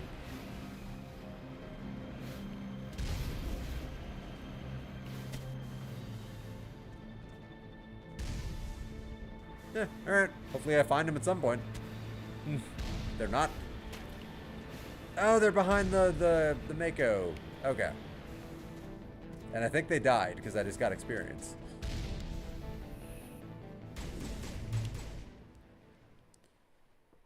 You know a game I really love the ragdolls of? Dying Light. Drop kicking a zombie off of a tall building and watching them flop. And then their head splitting in two on impact is sexy as hell.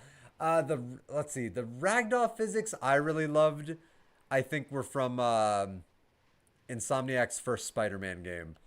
I really loved the ragdoll physics in that. They were hilarious. I hit the wrong button. Okay. It's very forgiving. I wonder if it's because I'm just on normal difficulty that they let me keep trying. Ooh, new heavy armor. I'm going to take a look at that in a second. Now, my second playthrough of this game will definitely be on legendary difficulty once I have a new game plus going, and I can come in with my full soldier that has the biotic singularity. Then I'll be much better equipped to take on everything on legendary. But yeah, I think my favorite ragdoll physics were always Mass Effect, but then I would put Spider-Man. I am not on a Series X. I am on a Series S because I'm a broke-ass hobo. And it was cheaper. So, no, definitely not an X. I couldn't justify the expenditure. It was too much money. But I found a very reasonably priced S. And it's been working out beautifully for me.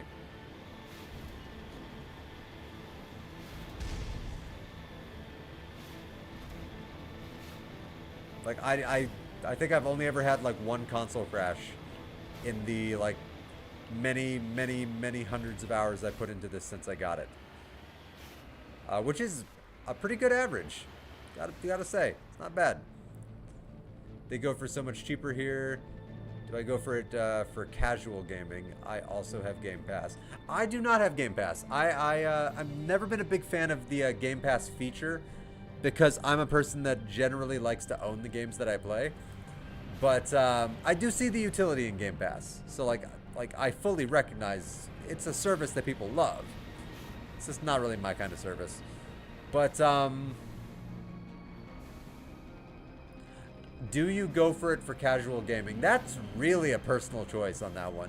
I love it. I think it's a really good console. I like having a dedicated console that doesn't tax my computer. And the S plays games beautifully. Like it's played everything I've thrown at it. So like, yeah, it has a solid state drive. It runs beautifully. The only downside of it, and this is a big downside, is it's a digital only console. So if you own physical copies of games, there's no disc tray, which is a very big issue. Like, that sucks. I don't know if you can plug in an external disc drive and then play games that way. I've actually never tried it. I've never even Googled it. That could be a good way of actually making the Xbox One S even more valuable, because then it isn't just a digital console if you can just plug in an external one in one of the USB ports. That would actually be really cool if you could do that. I need to Google that, because I have some physical games that I didn't think I'd ever be able to play again. And that's an interesting idea that I can't believe I never thought of until just now. Huh. I wonder if that would work. Probably not.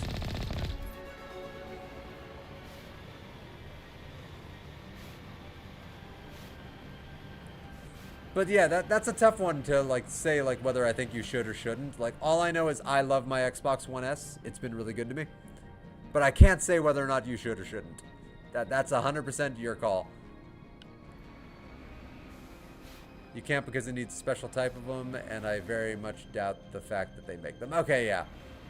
Yeah, I was hoping it might just any disk drive, but yeah, that makes sense. You'd need a special optical drive to probably read the specific types of Microsoft disks. That makes sense that they would make it that proprietary. Though, I might be able to jerry-rig something. I'll have to look into this. I might be able to come up with some kind of... There might be somebody out there who sells like modded, like normal external disk drives that maybe are able to just read Xbox games. I should look into that, because if that's only like... If I could find something like that for like 40 or 50 bucks, that might be justifiable. That's not bad. I should look into that. That's what I was thinking too, but the Series S would need some kind of modding too. Well, not if it's an external, right? Like, if it's an external disc reader, and the disc reader is designed to be able to read the discs, then theoretically, wouldn't all you need is a USB port at that point, which the Xbox One S has? Theoretically. If the disc drive was already like pre-modded to be able to read the discs. Because it's not like you'd be hacking the console to play illegitimate games. Like, it would just be modifying a disk drive to be able to read something you already own.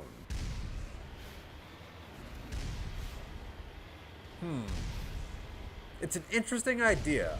I will have to look into that. Like, yeah.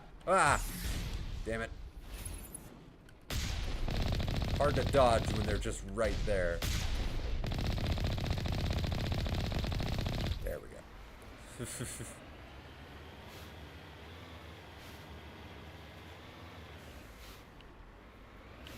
But yeah, I've become pretty big in the, maybe not big. I've become pretty, moderately involved in the modding scene as of late. Yeah, I should look into that. I'm on a few, I'm on a few Reddit threads about, modding that might have some, like, I should bring that up there and see what, some of the people have to say.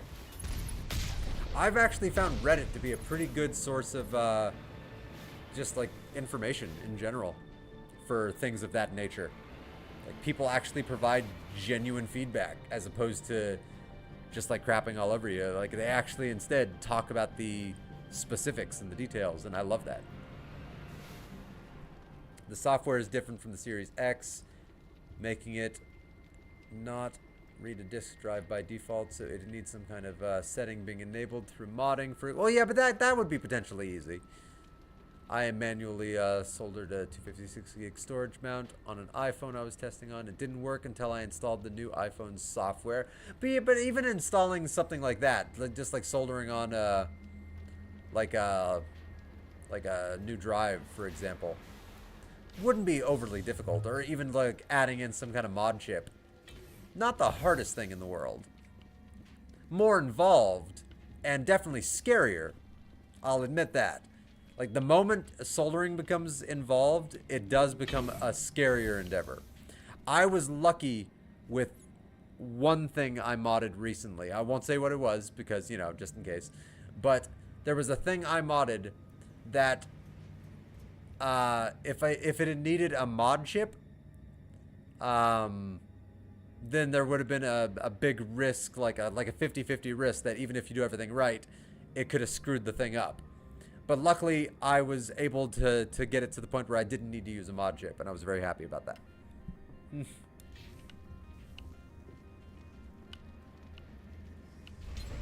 Would I have done a mod chip, though, if it had come down to it? Maybe. Probably. I was leaning towards it before I found out a way to do it without the mod chip. The thing I did.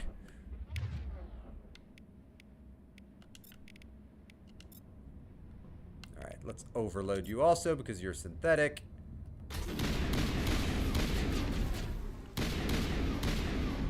Alright, stop flop. There you go. That poor Krogan. I think that was a Krogan. That might have been a Geth. Actually, yeah, it was probably a Geth. Alright, stop flying. There you go.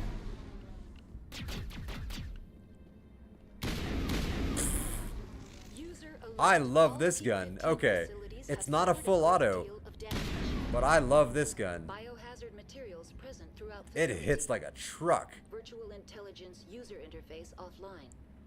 I know exactly the device you're talking about because I did the same thing. Okay, yeah. See, yeah. Just like me though, you're not saying it just in case. But yeah. Yeah, I was definitely thinking about it, and then I found out I didn't need to, and I was really lucky. Turned out I had one of the original launches of that particular device, and I was on a pre-patched version that didn't need to worry about a mod chip. But even with the mod chip, like, there was a risk. Like, you could do everything right and it would just go wrong. You don't mess with that company. Oh yeah, like, you do not. Oh yeah. Oh damn it. Yeah, that's true. Similar things are nice. Oh damn it. Yeah, I'm just thinking about how scary that company is. And it's distracting me. There we go. Hey, I give that company a lot of my business. A lot of it. I've given them so much money over the years, I don't even know.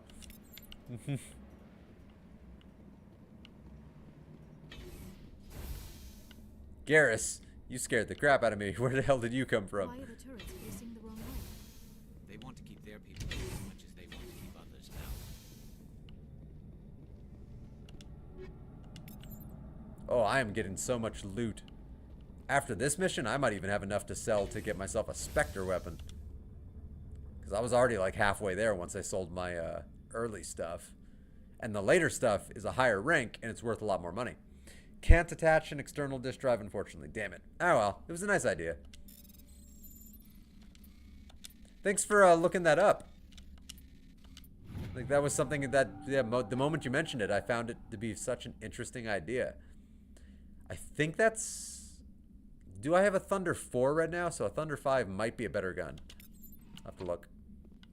No support for external disk drives. Unlike some previous Xbox models, the Series S has no compatibility with external disk drives, whether Blu-ray drives or optical drives. Experimental drives to connect external Blu-ray drives to read physical game discs have failed, even for backwards compatible Xbox One, Xbox 360 games. That is unfortunate. Ooh, they locked that down tight. That is terribly unfortunate. It is a better Thunder. Yes, please. Oh, that's a lot more damage. All right. I have Polonium 4 rounds, which are working really well. But let's go for Polonium 5. Then what's that other thing I got on here? The Kinetic Stabilizer, so more stability. But let's get a better one on there. Ooh, Rail Extension. More damage, but less heat absorption. But a lot more damage. Let's test the fire rate. Let's see how that handles, like how many shots I can get off before it overheats. 1, 2, 3, 4, 5.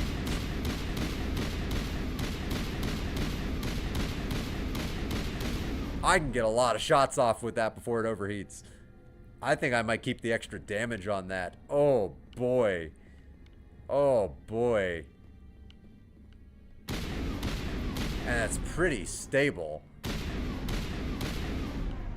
Oh boy, that's a mean gun. Alright, now it's 23% more powerful. And it's a higher level. So that's better in every way. Ooh, that's mean.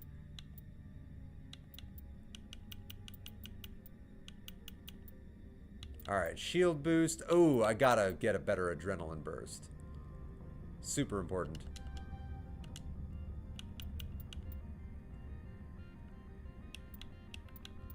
And fitness. I also need immunity. Alright. Oh, right. My squad. I want you to be a master thrower. And I have not been using lift, but I probably should be. Alright, Garrus. Apparently I've forgotten to level you up a couple of times. So let's get you medium armor. I'm not going to worry about shield boost on you just now. Let's see, damping. What does damping do again?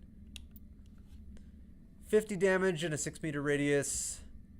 Enemies cannot use biotic or tech abilities for a short time, so it dampens their abilities. Haha. And stuns.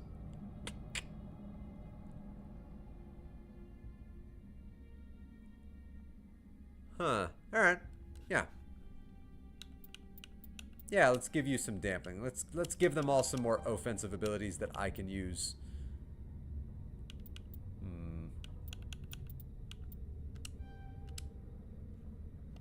There we go. There we go. You guys are ready to fight.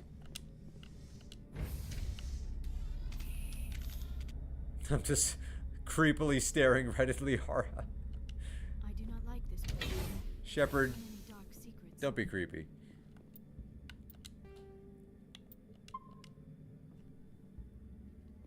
Freaking Shepard. Alright. Alright, let's be shocked by... Oh, no, this isn't that part yet. I thought we were going to be surprised by an extinct species.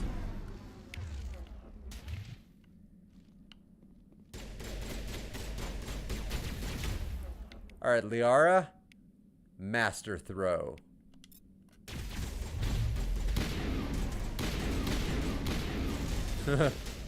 Polonium up the butt.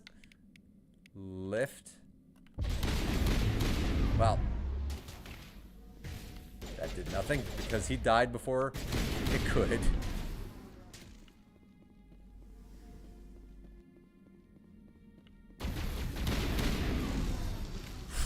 Yeah, this is a strong gun. This is a very strong gun. It like hits like a shotgun, but with the range of an assault rifle. What was that? All right, here's the This place is a match. here's the extinct species, the Rachni. Very cool species. They have a neat story. Like, they have a really neat story. Ow. Ow. Exploding babies. They also have exploding babies. Which, how did the species ever propagate itself when their babies explode? Xenobiology is not my field. Maybe someone...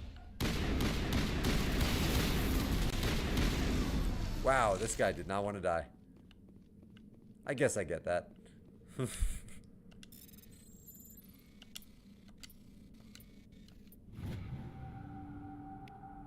Personal logs. Administrator Tartakovsky. That is last time. Weird way of wording that. No more will I use that transport carrier. 3 shipments we lose in Macedon system in 1 month. They are too stupid or too slow. If only Gregor still ran his shipments, he would get what I need and no mercenaries would dare to stop him. My internet died, but I made it back. We've all been there, man. I've actually been really lucky so far. Because the internet so the internet in my apartment is spotty at best. So it has issues. Like it's been prone to cut off pretty regularly. And since I've been streaming again, it hasn't had any problems. So I've been really lucky about that the internet hasn't just cut off in the middle of a stream. But one day it will, and I need to be ready for that. I need to be mentally prepared. Also, you just reminded me, I need to turn on the air conditioner in my bedroom really quick. I will be right back.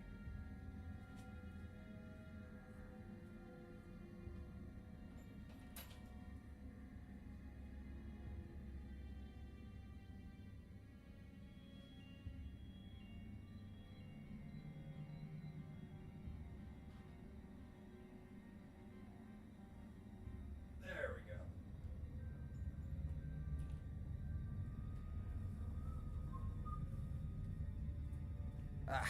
Helps to turn that on a little bit before I go to lie down, because it gets the room cold, and cold helps my sleep. The prophecy is true. I want you streaming again.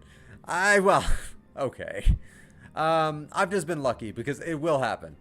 Like, the fact that it hasn't already is amazing, but, like, it will happen. I know it'll happen. It always happens. Alright. Somebody pops out of one of these vents. Must be this vent. No? Strange. Maybe they moved the vents. Alright, I got some weapon research. What speeds are you on with your internet plan? To be honest, I don't remember off the top of my head. It's good internet. Like, it's solid internet. It's just, like, it always goes down for, like, an hour at a time. Like, very frequently. And I have no other options for service providers. I have one option where I live. So I either go with them or I don't have internet. But I don't remember off the top of my head the speeds on my plan. Yeah, sometimes. Yeah. I've had the internet go down for like 5 minutes and I've had it go down for like an hour. And this happens all the time. Like, pretty frequently. Usually in the mornings when I'm first getting my day started. Alright, I didn't miss anything. I thought I missed a crate. But, like, yeah, it's happened pretty frequently. It's made me really mad, actually, because, you know, internet's not cheap. And I pay for your service. And they provide me with absolutely terrible service. There it is. There's the guy. I knew somebody was going to pop out of one of those. Just couldn't remember which. It is what it is. I'd say download your media often so you can be safe. Yeah, that is true. That is true. I have backups of most of my stuff. A lot of the Blu-rays I bought over the years have they come with like the digital backup codes. So as long as you download it while that code is still valid, then you have a digital version of the movie along with like the Blu-ray. So I have a lot of movies that I can carry along with me. So like I've got numerous like awesome movies downloaded onto my tablets, like just in case all internet goes down and I don't have access to any of my like normal conventional stuff, I can always just put on something for background noise on my cheap little Amazon tablets. Which, by the way, Amazon is a horrible company, but unfortunately they make cheap working technology. I hate them as a company, but I sadly have given them my money. Because I couldn't say no to the decent price. It's not a great tablet, but like, it does everything I need it to do. Even handles some emulators pretty well. For like retro games, not for anything modern. Alright, we got babies.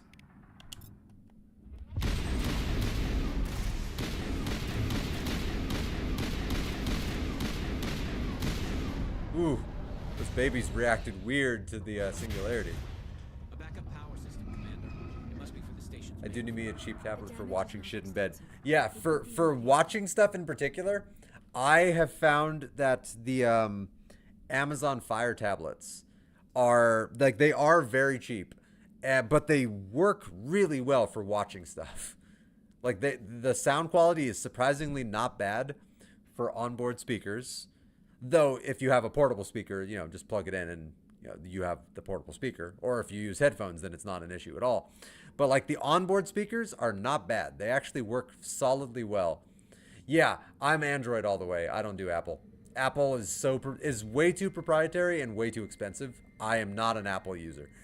Yeah, the Amazon Fire ones are super cheap. They aren't exactly high end, but you know what? They perform all the basic functions I need them to.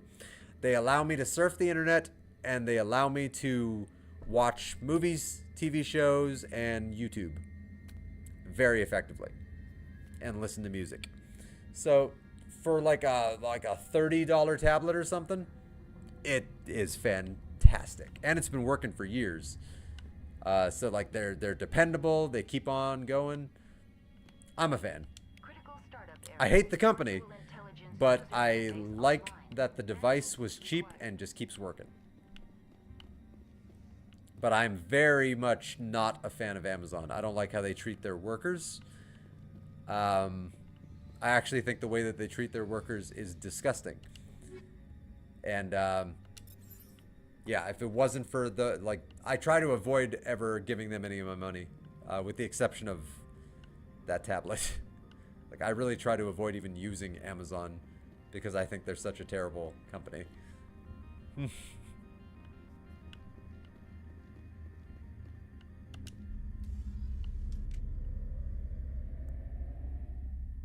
then with Apple, yeah, they're just way too proprietary and way too expensive.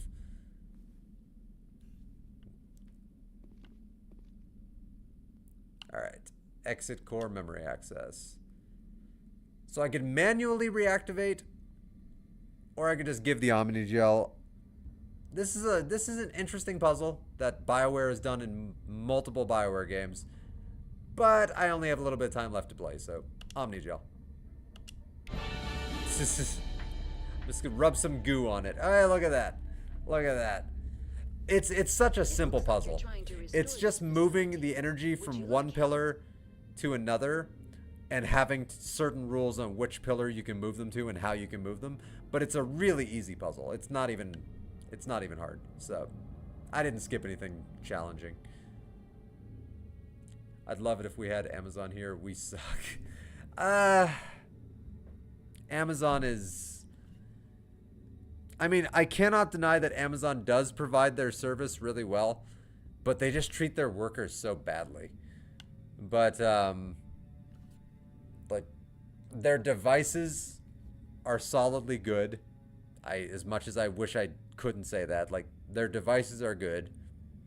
I've had good luck with them.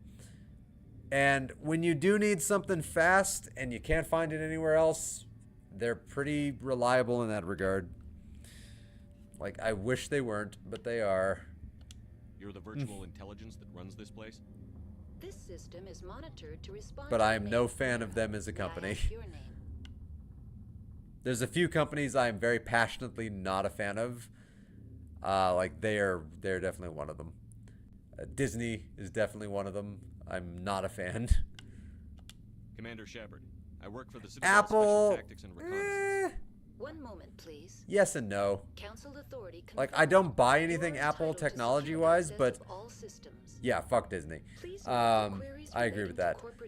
I don't buy anything Apple, but I do use my mom's Apple TV, and I have to admit there's a lot of really good TV shows on Apple TV. Some of the best TV shows I've ever seen are on Apple TV. So I have to admit that they make good TV shows. Foundation is a really good TV show, and it's on Apple.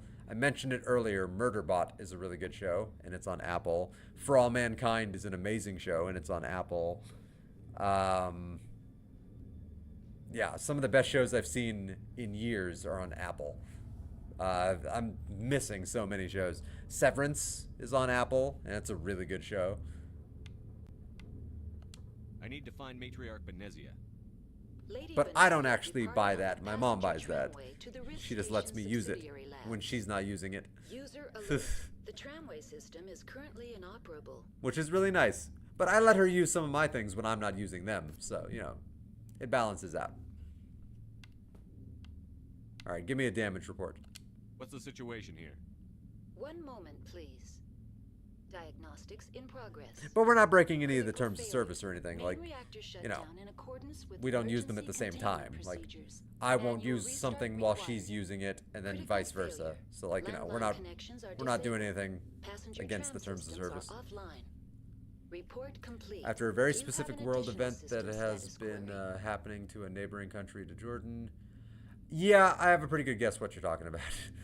All the companies I used to be cool with are siding with the bad side, and it is disgusting to see. Disney and Amazon are both some of the companies involved. Yeah, I'm pretty sure I know what you're talking about, and yeah, we'll keep it vague, but yeah, you're not wrong. You're not wrong. It is disgusting to see, and you're not wrong. Oh boy.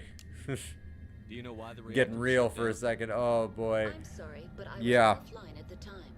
Shutdown could occur if reactor breach seems likely. Yeah, companies are definitely not afraid to do the decision that just gets them money, right? No matter what kind of morality is involved, as long as they can make their money, right? Ugh. Turn off the heat and hope the cold puts whatever you have unleashed to sleep. I mean, I like the cold. What do I need to do to get the power back on? The valves to the helium-3 fuel line must be opened. This can be done at the controls on the reactor assembly proper. Oh, I've been awake a long time now.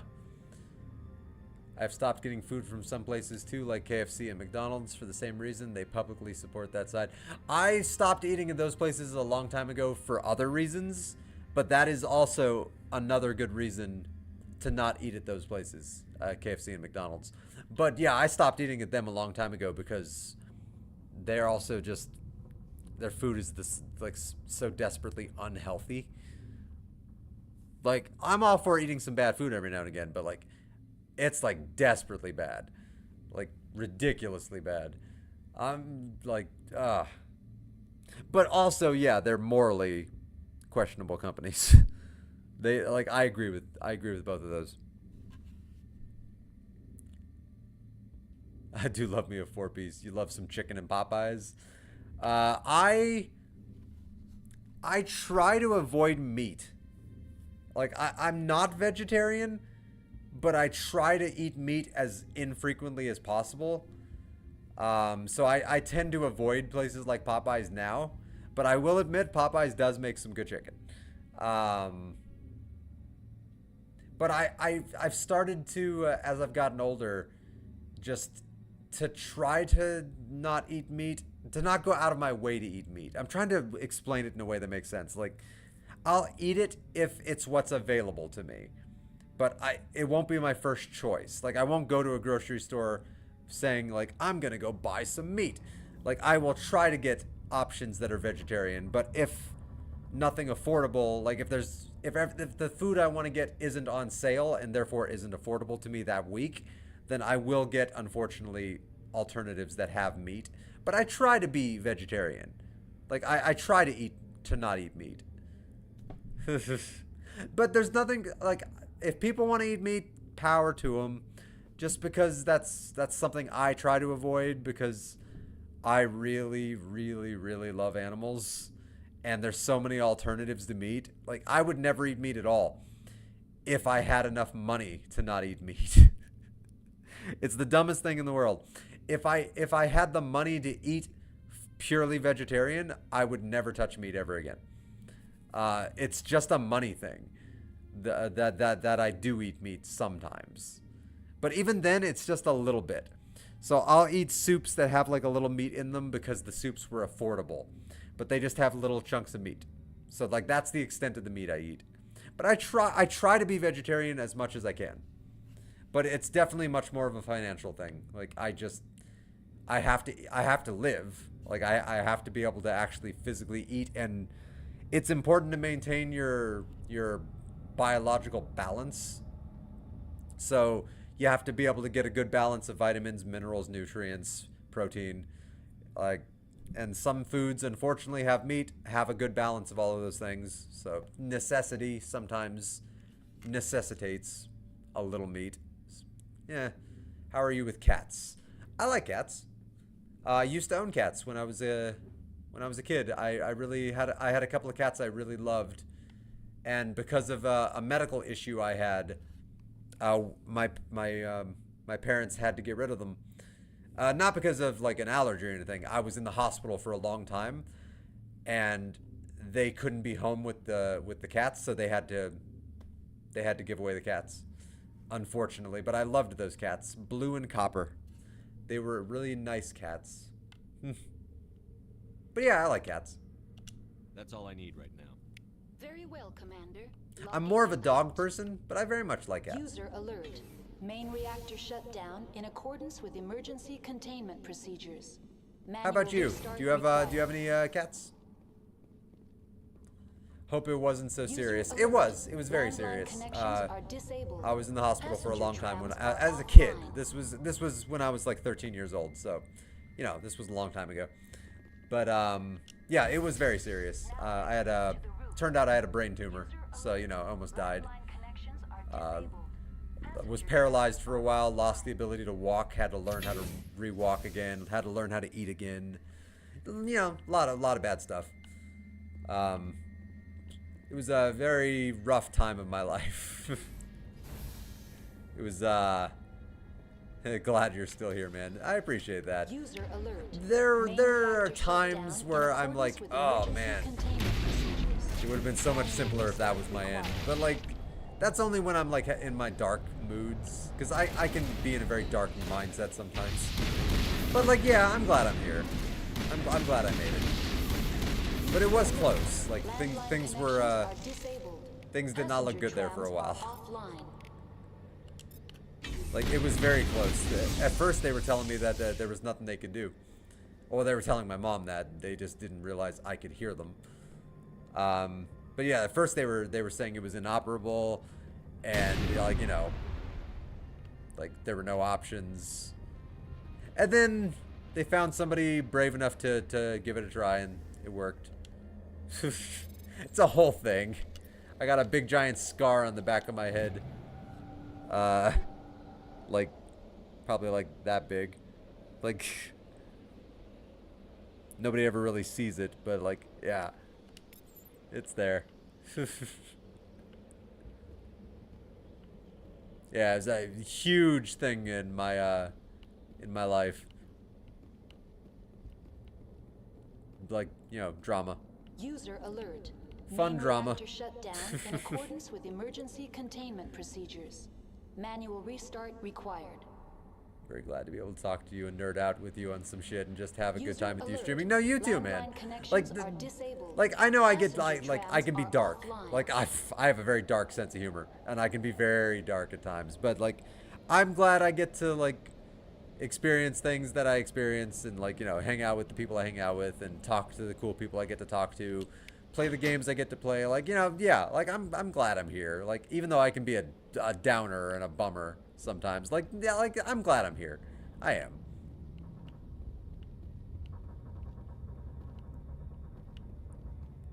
Like, and I'm lucky in a trillion different ways. Like, there's, even with the things I've gone through in my life, like, there are so many people in this world that have it so much worse than me. Like, I might be a broke-ass hobo that has no medical and no ability to get help on anything, but I make enough money to keep food in my belly. You know, I keep a roof over my head, even though it's not a nice roof.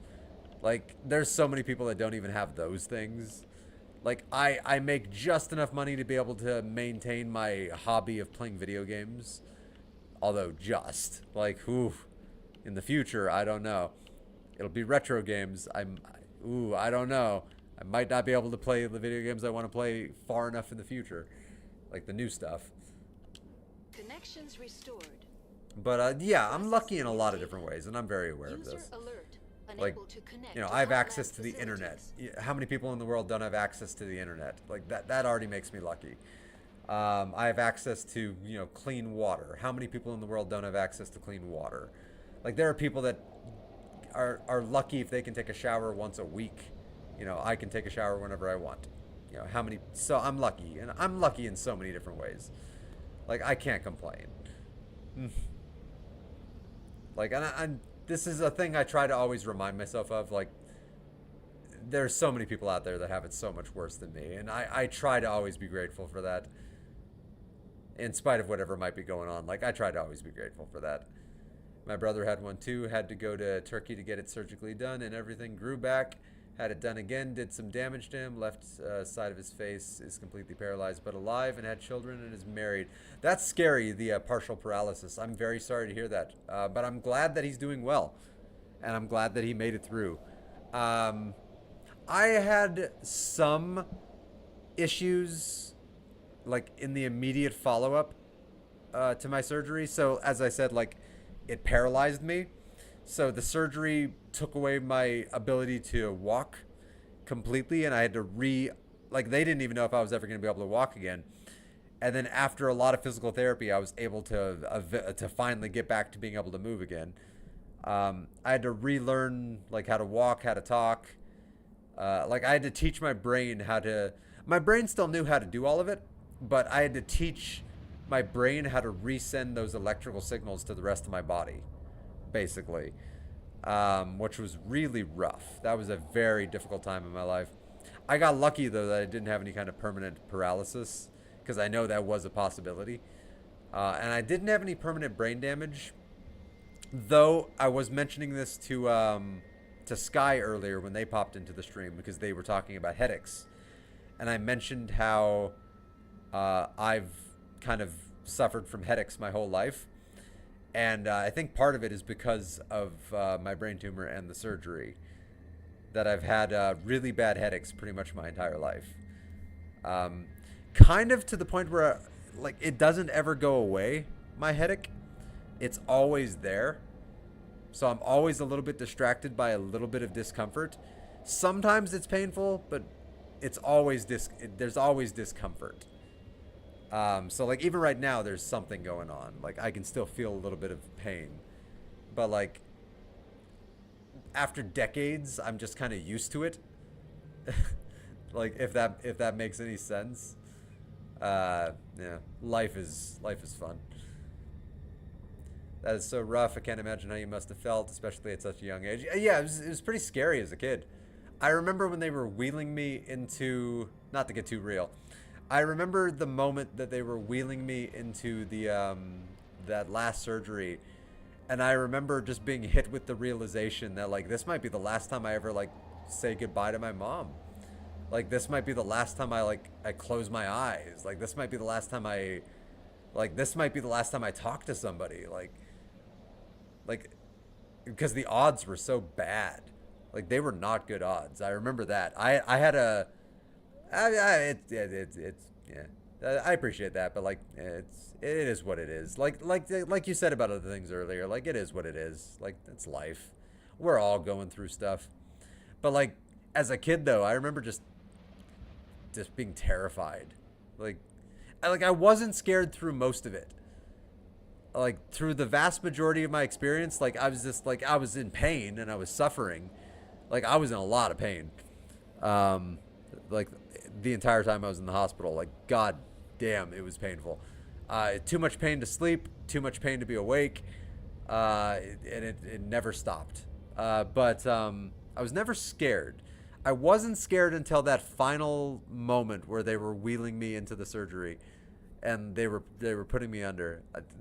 It just finally hit me, like the finality of everything. Like, oh yeah, this might just be it. Okay, cool. Do you know why the reactor was shut down? I'm sorry, but emergency guidelines. But I was a young kid. Like I hadn't thought as. I think that's what made me so existential, was that whole situation, that whole circumstance. Because before that, I don't remember. I was always kind of a sad kid, but I don't feel like I really thought about the nature of existence that much. And then I went through all that, and suddenly I feel like I was always thinking about it, like the point of life and the nature of what it means, and why we're here, and whether or not, like, any of the life that's ever existed in the past over the course of billions of years, like, had the same thoughts, and whether or not there's life out there in the universe that's having the same thoughts. And like, I don't know, just my brain goes all over the place. Log out, Shepard. Very well, Commander. Logging you out. I don't know, just fascinating thoughts. And then multiplying that by the nature of time in the universe. And the universe being potentially like 13 to 14 billion years old, maybe 16. I don't know. They have a lot of, the number keeps changing. User Like, alert. can you imagine Main how much reactor life shut might have down potentially in accordance existed with in that time that containment has had procedures. similar thoughts? Manual restart required. Potentially. I say potentially. I'm not a kook that is like, oh, there's 100% life. Like, I think there is, but doesn't mean I know there is. I totally get it. I am a firm believer that there are multiple timelines for us. Yeah, like I do think that is a thing also. Like, even long before Disney started ruining the multiverse and shoving it down audiences' throats, like, I was a big believer in the concept of the multiverse. Like, it's a fascinating theory that has a little bit of support in science, even though nothing's confirmed, obviously. But like, there are some interesting scientific principles that would potentially suggest that there are multiple timelines. Main reactor shut That down every in version of accordance with existence that emergency can happen containment potentially has procedures. happened Manual- or is happening. So there's a version of me out there that maybe made better choices. You know, that maybe is doing a little bit better in life. You know, maybe there's a version of me that married that girl that I'm really happy I didn't. There's no way in a huge fucking world like this, on a small little speck in space, there's a whole planet full of life, and you're telling me the only life. Yeah, like, so I watch a lot of astronomy videos, and I read a lot about astronomy, and like, I'll watch documentaries about space. And when you really just truly contemplate just how big the universe is, not even just like saying like, oh, it's a big universe, but like, when you really think about the true scope of it, like, space is so mind-bogglingly big that right now, with our current level of technology, getting to the closest star would take us about 70,000 years just to get to our closest star. And that's only 4 light years away. And then our galaxy, we think, is roughly 100,000 light years across, with potentially 100 to 400 billion stars. Potentially. And that's just one galaxy among trillions of galaxies. And if even like going on the that scale of measuring life, there's a mathematical formula for measuring life, the probability of life in the universe. And it involves the nature of, if even 1% of those stars have planets that are even in the habitable zone that we understand, and then even 1% of those have, you know, the potential for life, and then 1% of those actually have some form of life, then there would be millions and millions of worlds out there in the scope of the universe that have life. Millions. If even 1% of 1% of 1% of like 1% of all of that even turned out to be even remotely accurate, Like, then the universe would be teeming with life. Whether or not we ever find any of it is a whole other thing. We might go, billions of years without ever finding a single solitary thing. But, like, doesn't mean it isn't out there. With emergency containment procedures. Oh, I'm stuck on a wall. Restart required. Yeah, space is amazing. That's one of the reasons I think I'm a big Star Trek fan, is I've always been obsessed with space. Oh, Sayla! Hey, I remember you, Sayla. Welcome to the stream. I just noticed that that's a different chatter. How are you doing today, Sayla? Yeah, space is absolutely fascinating. I think it's why I've always gravitated towards science fiction. I'm about to die. This is how I die, with thunderous applause. Oh, maybe not. Liara saved my life. No, yeah, space is absolutely wondrous when you think about the sheer scope and scale of it. And as I even said before, when you measure that scope and scale with the measure of time. Yeah, how are you doing today, Sayla? So, when you say that the universe is big, yeah, it's big, but it's also billions of years old. Billions and billions of years old. So imagine the things that have happened in those billions of years across the billions of light years. So, like, I think they're theorizing that the universe right now, with the expansion of the universe, because we can only see so far, so we can only see like the 13.89 billion light years, something like that. But they're estimating that the universe might extend something like 48 billion light years. Like, that's a lot of space. Like, if we are the only life in the universe in that kind of space, then I gotta quote the movie Contact. Like, what a waste of space. Like, if we're it. Ooh. One of my favorite lines in a movie was in the film Contact. Like, if we're it in the universe, that's an awful waste of space. Oof. I'm glad that you're good, Sayla.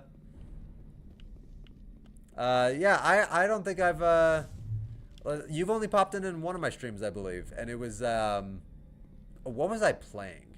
I'm trying to remember what I was playing. It wasn't Mass Effect. It was Pokemon, wasn't it? Hey, Mothy's back. Yeah, we're still talking about space, Mothy. I'm still just nerding out about the sheer scope and scale of the wondrous universe that we exist in, and how little we truly even understand about it, which is what's so amazing. So, I know I was talking about this in one of my streams, although I don't remember who I was talking to it about. We have that interstellar visitor right now going through our solar system, 3I Atlas. It's the third interstellar object that we've discovered. In the past, like, since we've really developed the technology to actually detect interstellar objects. And it's doing a lot of things right now that don't obey the laws of physics that we understand relating to like comets and asteroids.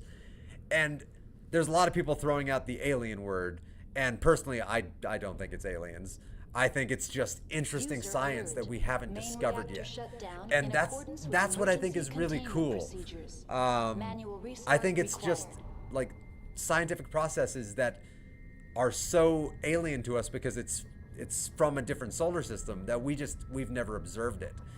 And it really puts into perspective how little we really understand about the universe, because if there's an interstellar object that just is doing things that we don't understand because we've never seen it before, then imagine like how much is in the universe that we just can't even imagine because we have no frame of reference for it. I just think it's so cool to think about.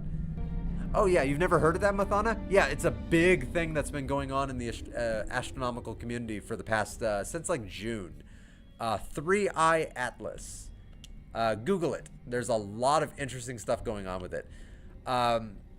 It has been like behaving so abnormally by anything we've known about the physics of drifting astronomical bodies. Yeah, 3I Atlas. ignore all the clickbait that, like, a lot of clickbait exists of, like, on YouTube, for example, of people saying, like, oh, it's definitely aliens. Like, no, it's not definitely aliens. We don't know that. Like, is it possible? Sure. It's like, yeah, there's that very, very, very remote possibility that it's an alien probe that's going through our system. Sure. Do I think it is? No. I really don't. But, like, there's people jumping to conclusions like crazy. Because it's like, it's just not moving the way that objects that we understand of that type move. And then it's not behaving the same way, and it has, like, there's some weird things with it not having a proper cometary tail, and it might be changing course, but they don't know, but it might be changing course non-gravitationally. But again, there's so many unknowns that jumping to that conclusion of aliens is so irresponsible and dumb. But, like, it's fascinating. Like, and as a science nerd, I've followed along with all of the new news on it with excited nerdiness. Yeah. Also ignore the, like, flat earther and moon deniers. Oh yeah. Ignore those. Like, those did the whole flat earth thing gives me such a headache. And for a person that lives perpetually with, like, a non-stop headache, that's saying something. Like, we have pictures of the planet. We know that it's not flat. There are literally pictures. We can observe it. Sayla, have you ever seen the movie Don't Look Up? It was a movie made for Netflix. It's actually a really smart movie about how there's a lot of science deniers out there that will deny something even just because they don't want to hear it. They'll just scream it from the rooftops and deny it over and over again, in spite of all the evidence that's thrown in their face. Like, it's one of the smartest and funniest and also saddest movies I've ever seen. But it's only sad in the sense that it's sad of how realistic I think it depicts the human race. Okay, I did already get this. Okay. But it's a great movie. It's also hilarious. Oh, you don't have Netflix. Okay, well, if you ever have the chance, it's called Don't Look Up, and it's a really, really well-made movie. That's also a striking, like, social satire of our modern society and how it approaches news, and in particular scientific news. Oof. It's really interesting. Flat earthers are not real people, dude. Like, no way you believe that. So some of the flat earthers out there, I think they have to be trolling, right? Like, they have to be saying it just to get a rise out of people. Because there's no way. Like, we know. Like, there's just no way. Like, we know it's not. Like, they have to be trolling, some of them. Yet there are some people that just believe it because reasons, I guess. What year did it come out? Oh, it was recent. 2022? 2021? 2022? Relatively recent. Within the last few years. Stars Leonardo DiCaprio, Jennifer Lawrence, a lot of other people. But, like, it's a really striking and intelligent satire. Yeah. Oh, is it on? Is it actually free to watch on Amazon Prime? If you have Amazon Prime, because that would be really cool. It's a movie I regularly rewatch because it is a very funny movie. Oh, it's a different one. Okay. It is a really funny movie, but it's also just a really smart movie. Like, really, really smart. Like, it makes you think. Like, so I'll tell you the basic premise. The premise is a couple of astronomers discover that there's an asteroid heading straight to Earth. Like, that's gonna hit the Earth. And they're basically trying to tell the world that there's a big giant meteor about to hit the Earth. And nobody, and the entire world either doesn't want to hear it, doesn't care, doesn't believe it. Like, the news media doesn't really care or doesn't believe it. People make it political. Companies are trying to profit off of the meteor hitting. Like, the movie is hilarious, but also disturbingly real, because I can see all of those things happening. Like, if we found out tomorrow that there was a big meteor about to hit the Earth, all of those dumb things that happened in that movie, I think would happen. Is it okay with you if I share a good source for free stuff? I don't know about that. I don't know about that, Mathana. That can be a little fishy. Don't do that. Don't do that. Don't do that. Don't do that in the chat. It's like with people claim the moon landing was fake. The tech back then was not advanced enough to fake it. It really wasn't. Like, not only was the tech not advanced enough to fake, but I don't know if we knew enough about astrophysics to really even be able to fake something like that. And with what we've learned about space and about the physical properties of how everything works, like, I don't know if we would have been smart enough to even properly fake landing on the moon. Like, it's crazy to me that people still deny the moon landing when it's one of the greatest human achievements of all time. The door could be Literally one of the greatest human achievements of all time, and they're just like, nah, it didn't happen. Fake news. It's like, no. The entire world was united for one moment. One beautiful moment where the human race actually got out of its own way and did an amazing thing. It didn't do it for the right reasons, because we were just competing with Russia, but still, we did an amazing thing. Ah, it hurts my brain. It's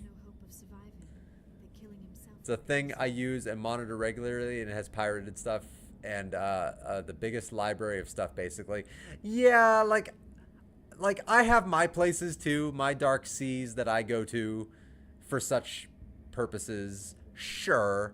But like I wouldn't pimp any of that in Twitch chat. Like I wouldn't be okay with that. Like, yeah, that's a little yeah, don't do that. It is a certain site whose initials are okay. Are IA. I don't think I've heard of that one. Yeah, I don't think I know that one off the top of my head. But yeah, don't. Ooh, hard electronics. Luckily, I have Garrus Vicarian with me. So let's burn these bugs alive. Which is sad, because they're sentient beings. Got it, of course. Just thought I'd ask permission just in case. No, I appreciate that, Mathana. I do appreciate that. IA. I'm trying to figure out what site Sayla is thinking of. Oh. Of the sites that I'm familiar with, I can't think of one whose initials are IA. Ah, got distracted. And I can think of a few. Oh well.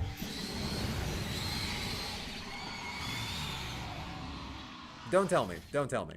Like, don't put it in the chat or anything. But like, I'm annoyed at myself that I just can't think of it. Oh! Where'd he come from? Was he not happy that I burned his family alive? I probably would also not be happy.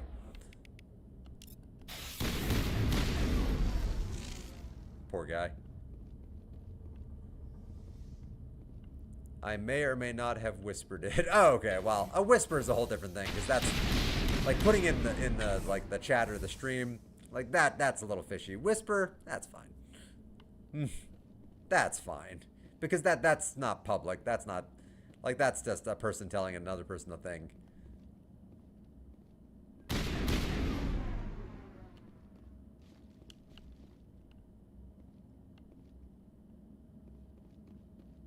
I and A. I mean, I might. That's the thing. I might be familiar with it, and I just can't think of it. The places I'm familiar with that I may or may not, you know, surf the dark seas of, none of them have those initials.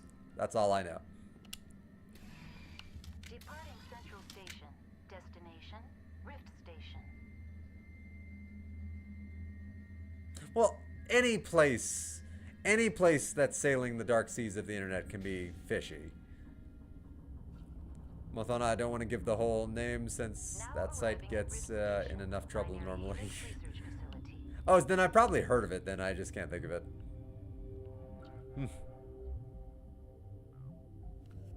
Hang on. Let's look at the whisper. Let me bring up my internet browser really quick and go to Twitch. The nice thing about streaming from OBS is I don't even have to sign into my internet browser. I just do everything straight from there. So I'm not even on Twitch right now. I mean, I'm streaming on Twitch, but I'm not like on Twitch. Oh, a couple of people I like are streaming. Nice.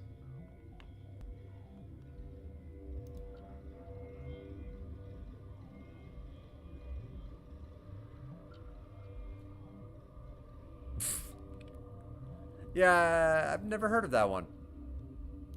Interesting.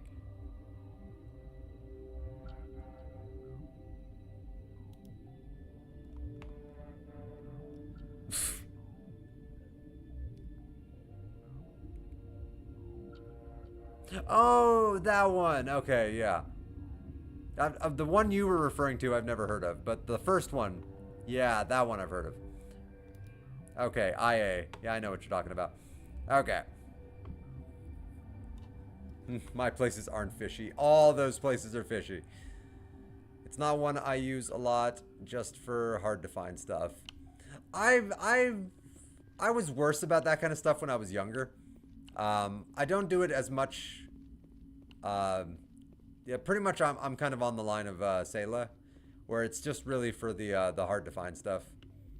But I don't really do that stuff much these days. In your free time, look up the second one. We'll see. Sometimes you got to be careful about where you go on websites. Like, you know, I don't want to blow up my tablet.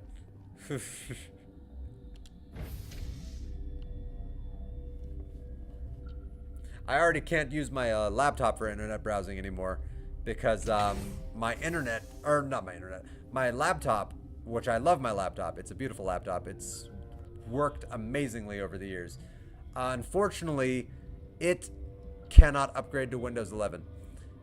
So right now, it can no longer benefit from the security updates. So I basically can't connect it to the internet anymore because it'd be risky. And then with sites of that nature, I will not connect my main desktop to those. So it would have to be on my tablet, which is kind of designed specifically to go anywhere and do anything. I kind of got it with the purpose of, like, I'm never going to sign into anything official or important, so my personal data will never be on this tablet. So, you know, if it ever does get compromised, I won't be giving up anything.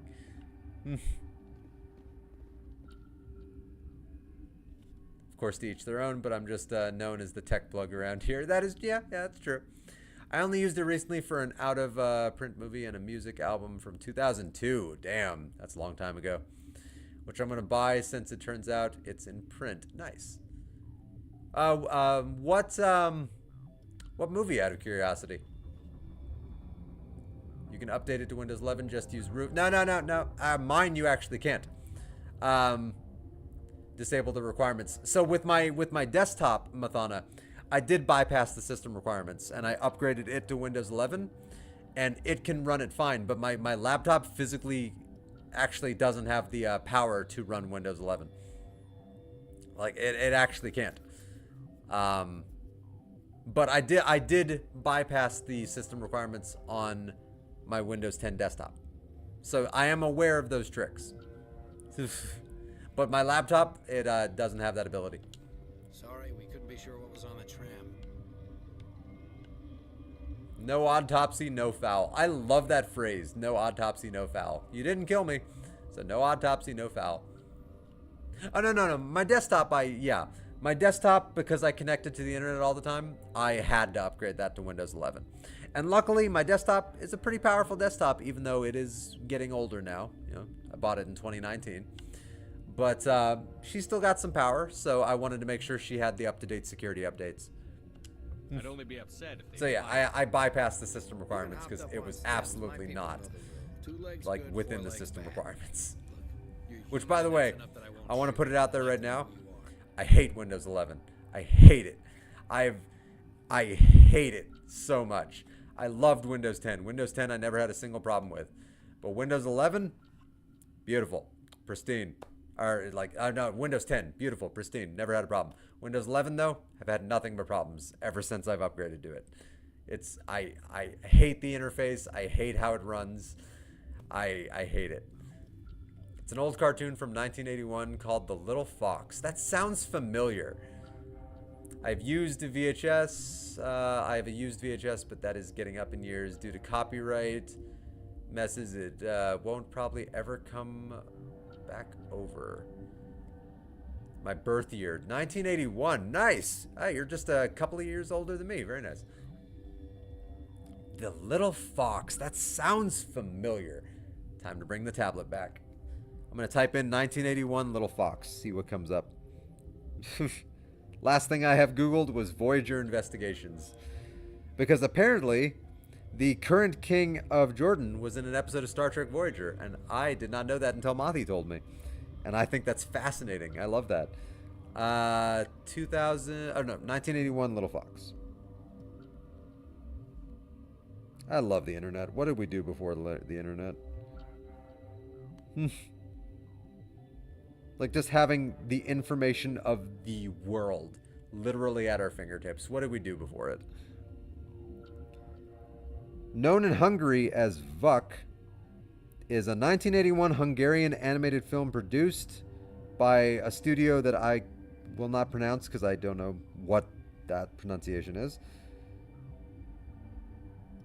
Full-length movie about foxes. The main hero, a little fox, Vuk, lost his parents and was adopted by another old fox, Karak. I don't know if I'm pronouncing any of these names properly. 2002 is my birth year. I am 23. Oh, 2000. Oh, what did I misread?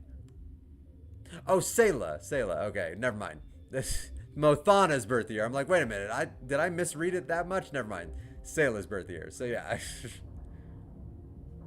The company that dubbed it went out of business years ago, and the original rights are over in Hungary somewhere. I've never even heard of it. I thought I'd heard of it, but no, I've not heard of this. It has a really good score though on IMDb. To see if I can find that. Great movie. Let's see. A lot of good reviews for the people that have seen it. Interesting. I'm always in the market for a new movie.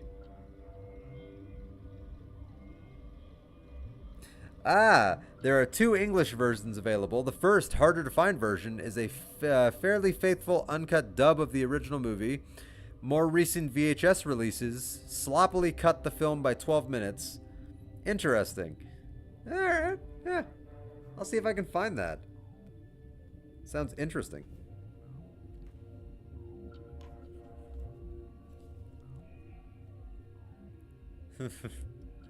My girlfriend is part Hungarian, that's why I asked.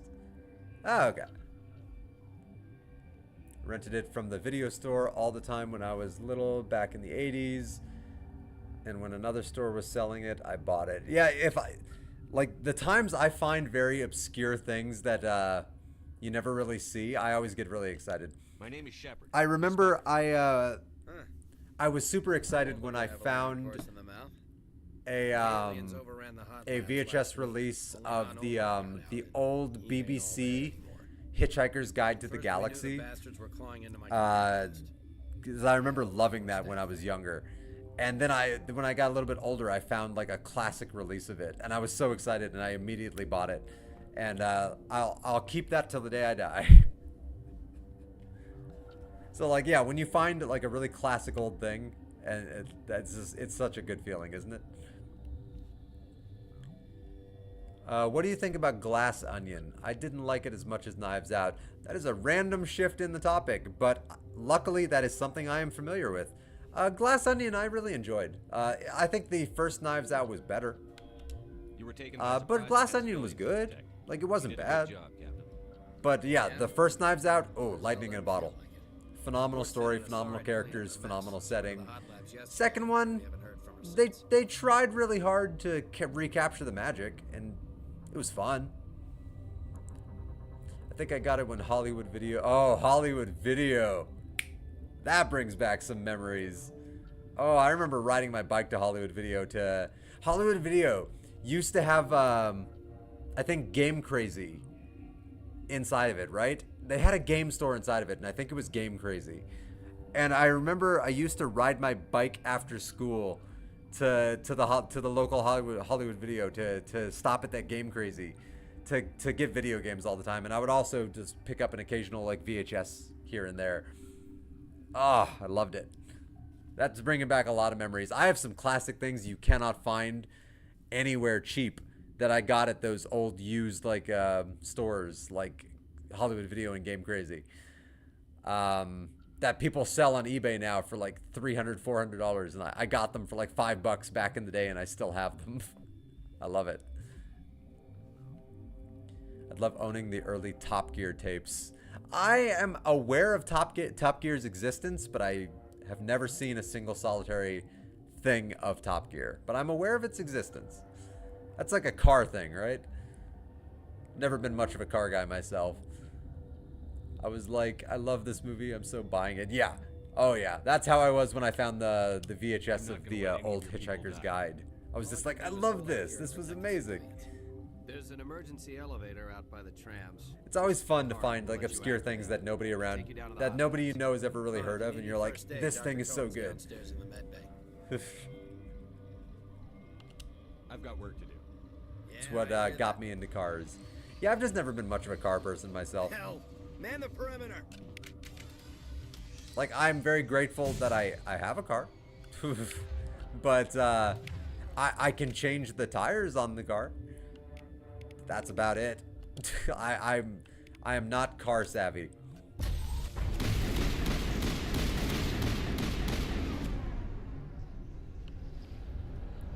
I think my Shepherd is now very, very powerful. They were not a threat. Thanks for the help. Top Gear is so good, man. It's about cars. The three hosts just bring magic, very funny, informative, and just fun. I mean, I can see that being very cool if you are into cars. I'll do whatever I can. And yeah, that's awesome. I'm glad that is a show that you love. I'm just not a car person, so I feel like I'd probably be bored out of my mind. But it's the same thing with like how my mom absolutely loves watching baseball. So whenever I go over to her house to like hang out with her, like she'll start talking about baseball, even though she knows that I am so bored out of my mind when she brings it up. But like, I'm happy that it makes her happy.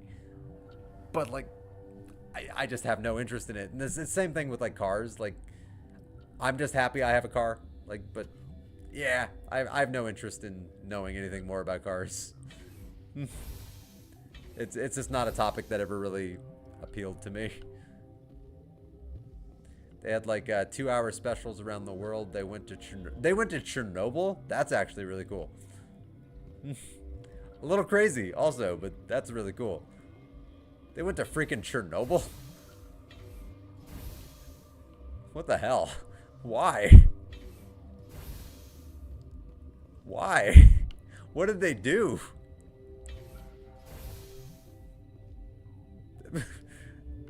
That's fascinating. Human beings are fascinating.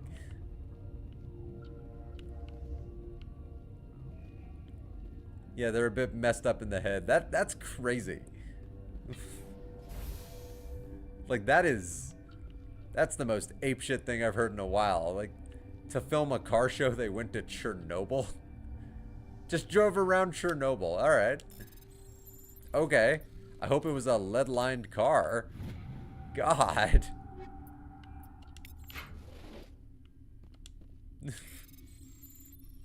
Good Lord.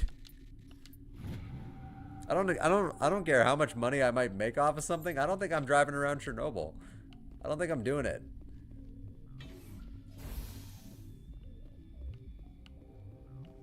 Like, I feel like I would say no. Yeah. What? What? You're a member of the I was just science gonna say team? hi. Recently transferred, yes.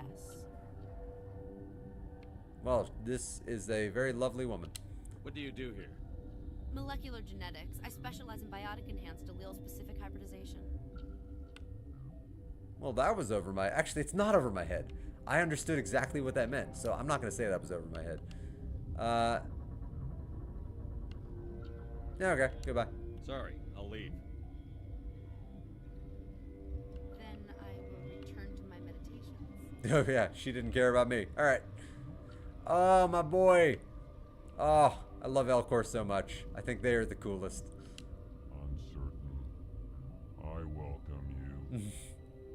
Cautiously. There's something terribly offsetting about a Geiger counter, and I don't know what it is. It makes my hair stand. It should. Because Geiger counters and what they represent are terrifying. Like, if you really know the science behind what radiation does to a human body, then yeah, the sound of a Geiger counter is terrifying. Like, if one's going off. Like, what radiation does to a human body is horrific.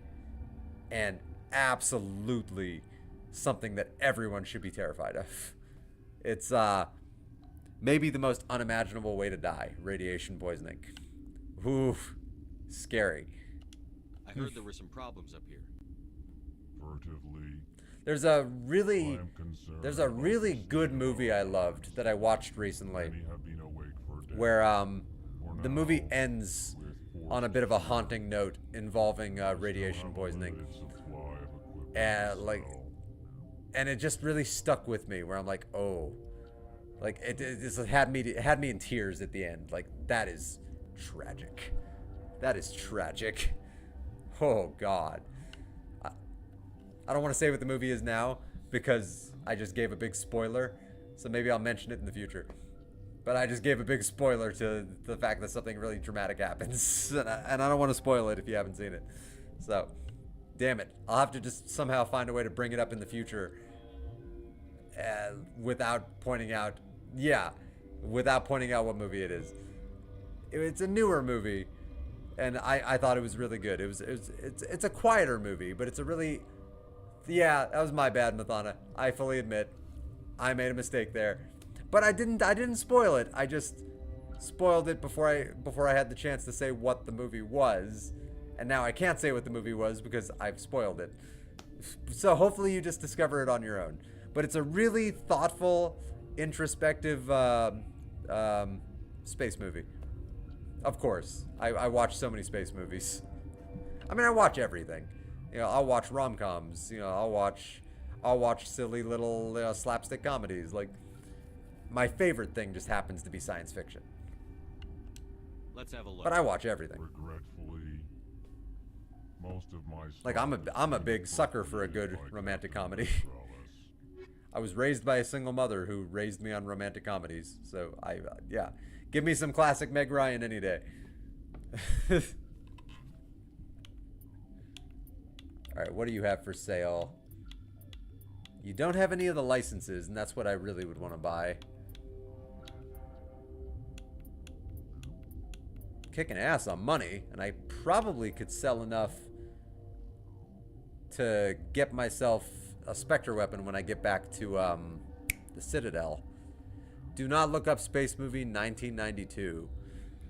I'm trying to think what space movies came out in 1992. That was before Independence Day. That was 1996. Space movies, 1992.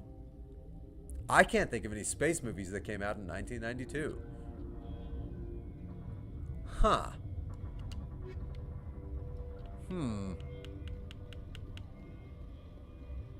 I'm so sure you don't know it. What's it called? I might know it. You might be surprised. There's some like really weird 90s like trauma movies that I've seen. Some of them involve space. Do not look it up on stream at least. Oh, I'm not recording my I'm not recording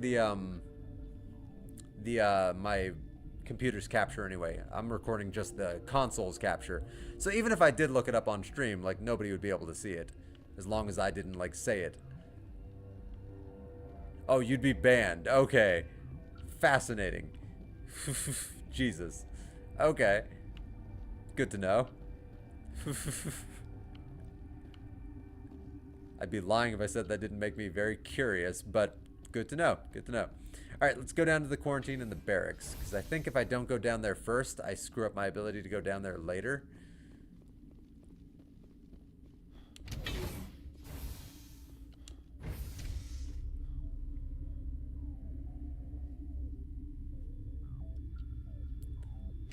It's an actual movie that shows up if you type that. All right.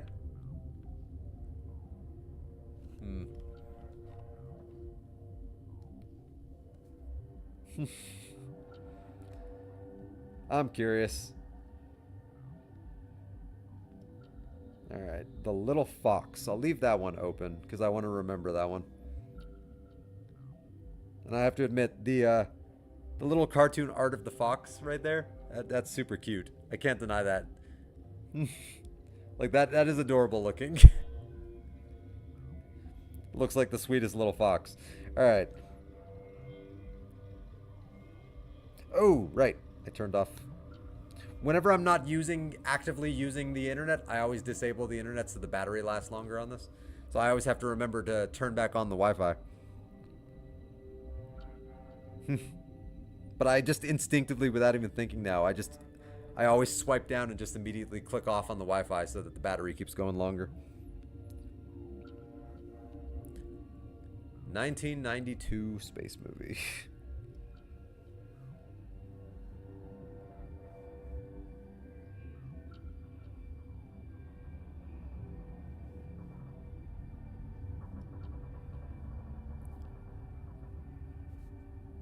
Okay then. Yeah, I'm not saying that name.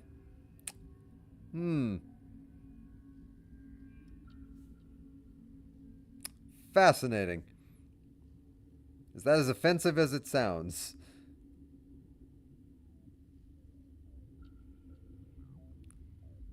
Fascinating. Fascinating. Well, on a more lighthearted note, if you want to see a fun space movie, how is that an actual thing? If you want to see a fun space movie that has sort of a, well, like it sort of has a not a similar premise, dear God, but like a fun space movie that has a weird ass premise, and you sometimes have to wonder how it's even a thing. There's a movie called Earth Girls Are Easy. That's a really fun movie that involves some space aliens landing on Earth, and they crash land because they were checking out women who were sunbathing on a beach, and they got like super like hot and flustered by it, and then they crash, and it's just they just turn into a bunch of like hot guys and just start trying to make it with women. And it's such a silly but fun and sweet little movie. That you have to sometimes wonder, like, how does this exist? And it's also a musical.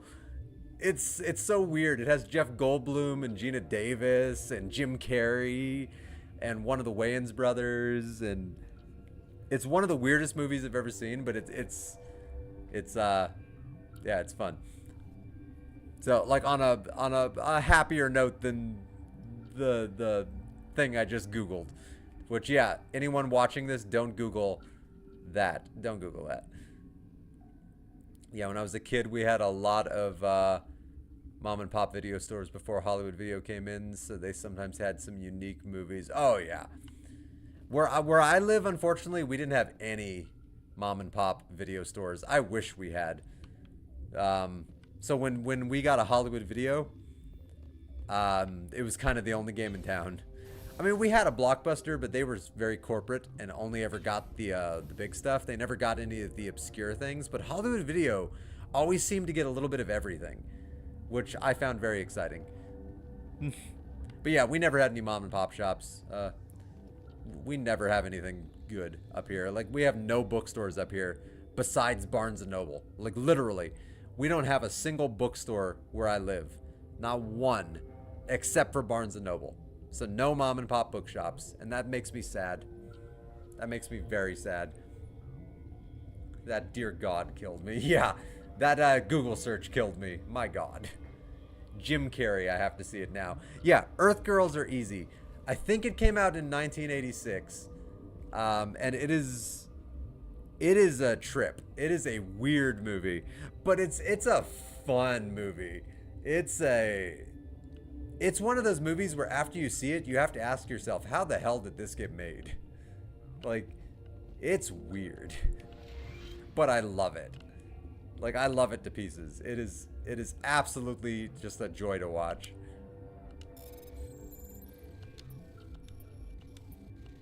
And yeah, it's a musical with like Jim Carrey, one of the Wayans brothers, Jeff Goldblum, Gina Davis. There's other really big names in it too. Michael McKean. Never heard of it. I'll add it to my list. Yeah, Michael McKean, who was the thing he's probably most famous for now is Better Call Saul. But he's done a lot of stuff over the decades that he's been acting. But like, he's probably most famous now as Saul Goodman's brother from Better Call Saul.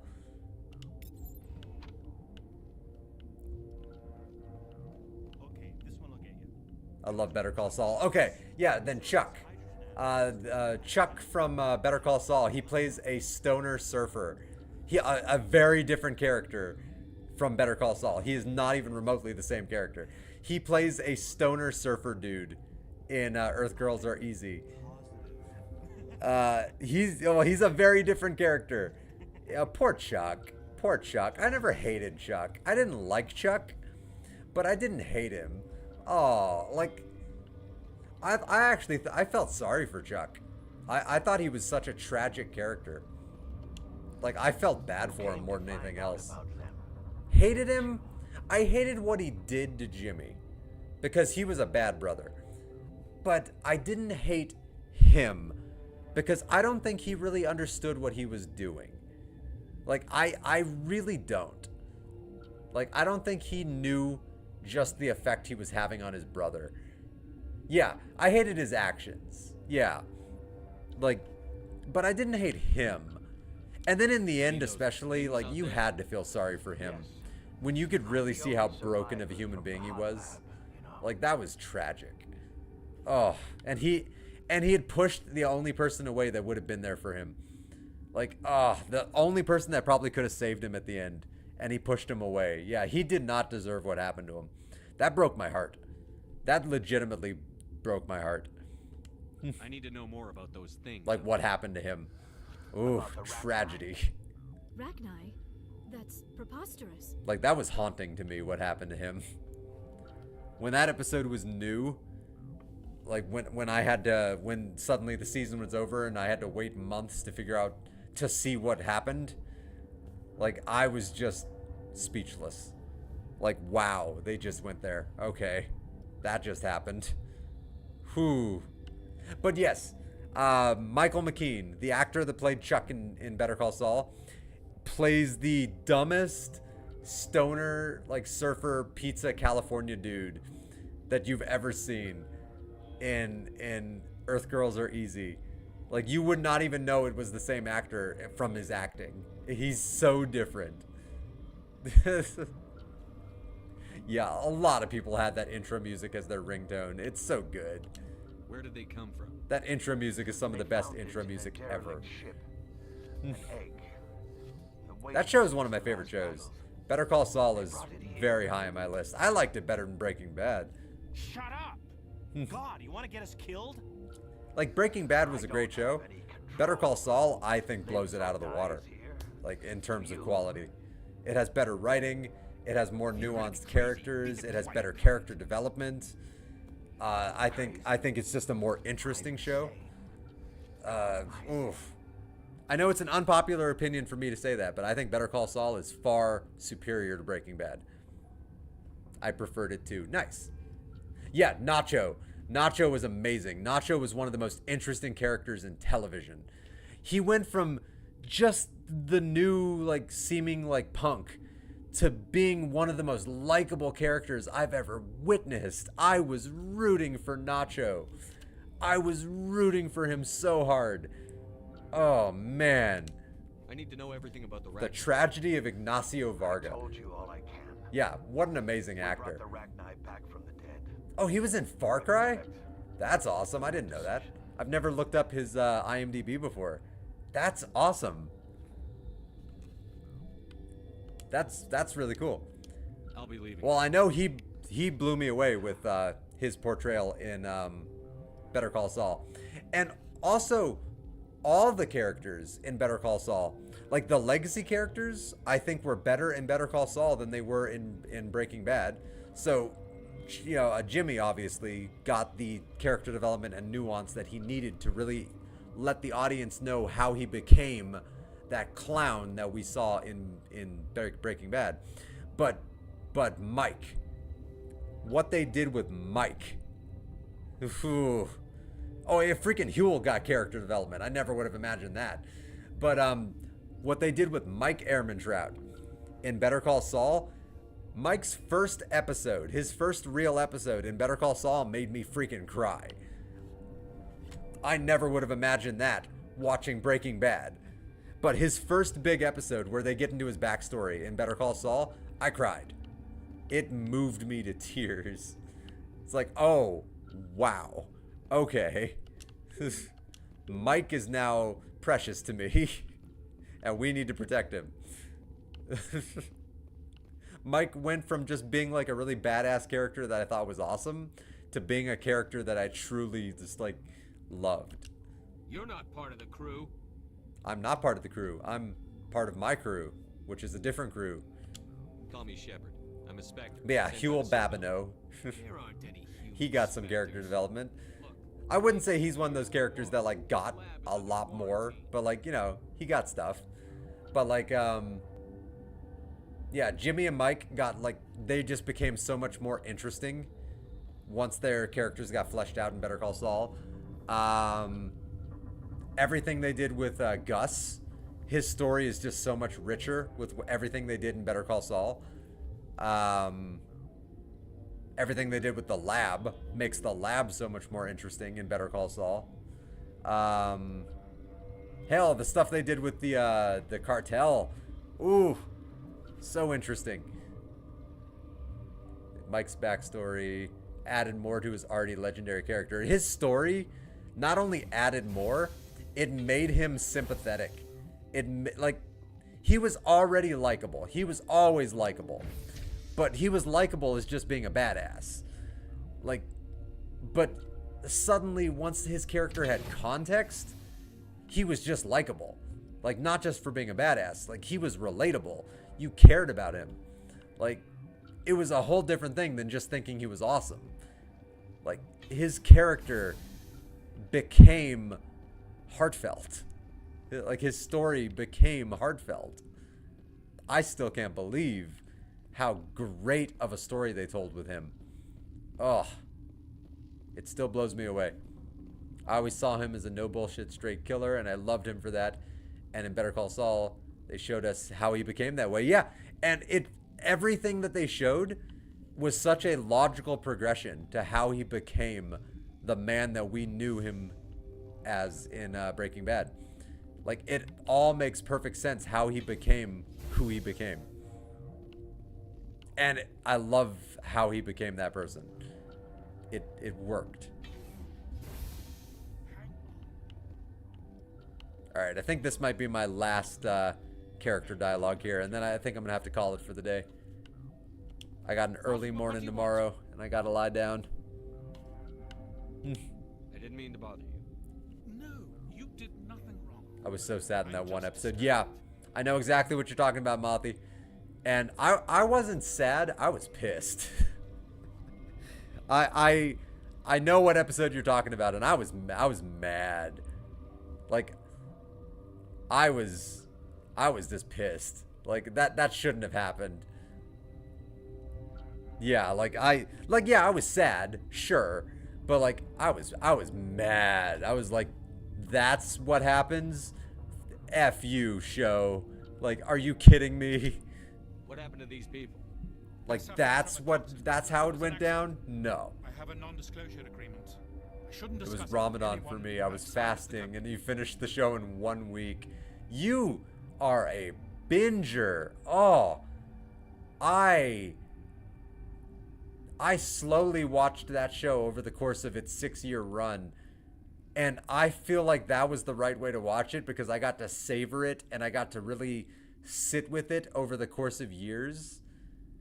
I don't know how I would feel about it if I just watched it all back to back to back. Like, I got to sit with every episode for a week and to really think about it. Oh, I don't know how I'd feel about binge watching it.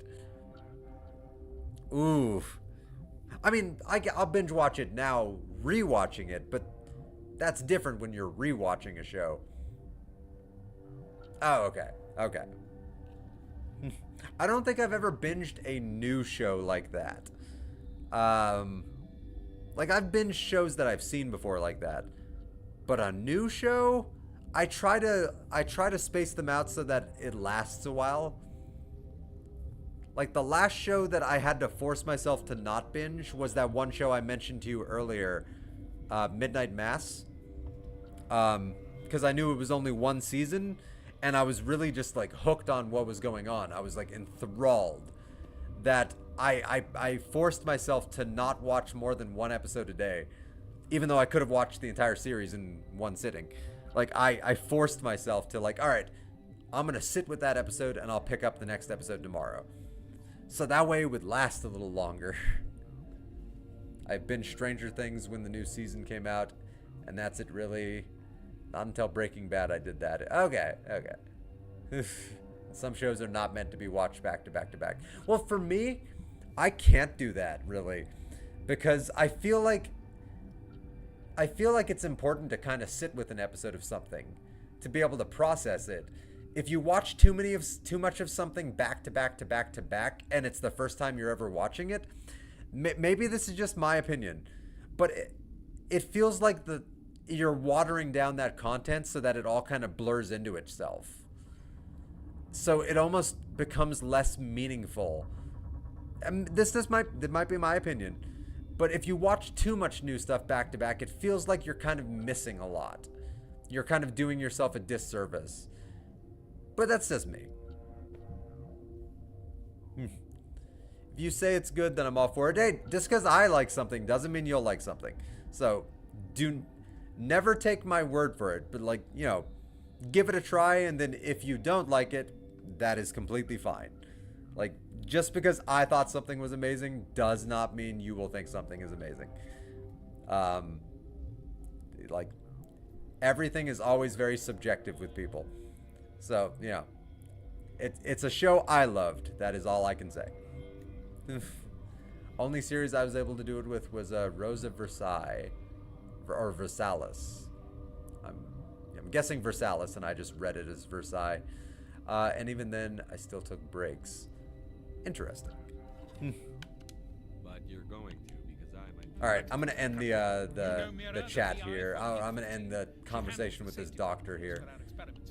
We reactivated her on our way through Central Station. That was you? I'm grateful. Until she came online. Well, okay, meaningful isn't the right word. We lost the connection But in the middle I of an feel like it experiment makes that things quarantined blur three. into each other These three were when you exposed watch to them toxins, way something too back to back to back to back. Like saying it was less meaningful, that's not accurate, because you're still taking in the story. But I feel like, I don't know. Like, when I watch an episode of something and then I sit with it for a day, I feel like I've really had time to think about that episode, and then I go to the next episode. But then when I watch 10 episodes back to back of something, I feel like I'm just processing the big moments of a couple of episodes. And so a lot of the episodes just kind of blur into the background. And therefore, the show itself just kind of feels like it's lost something for me. I don't know. I understand your caution, but I need details. What you say won't An go old beyond anime these walls. from the 70s. You might not have spelled it wrong. I've heard the word Versailles before, but I took a lot of French growing up, so when I read that, my first instinct was Versailles. I heard the new Fallout show is good. What do we think, chat? I liked it, but I have never played the Fallout video games. So maybe that's why I liked it. Because I wasn't comparing it to anything. I was just taking it for what it was.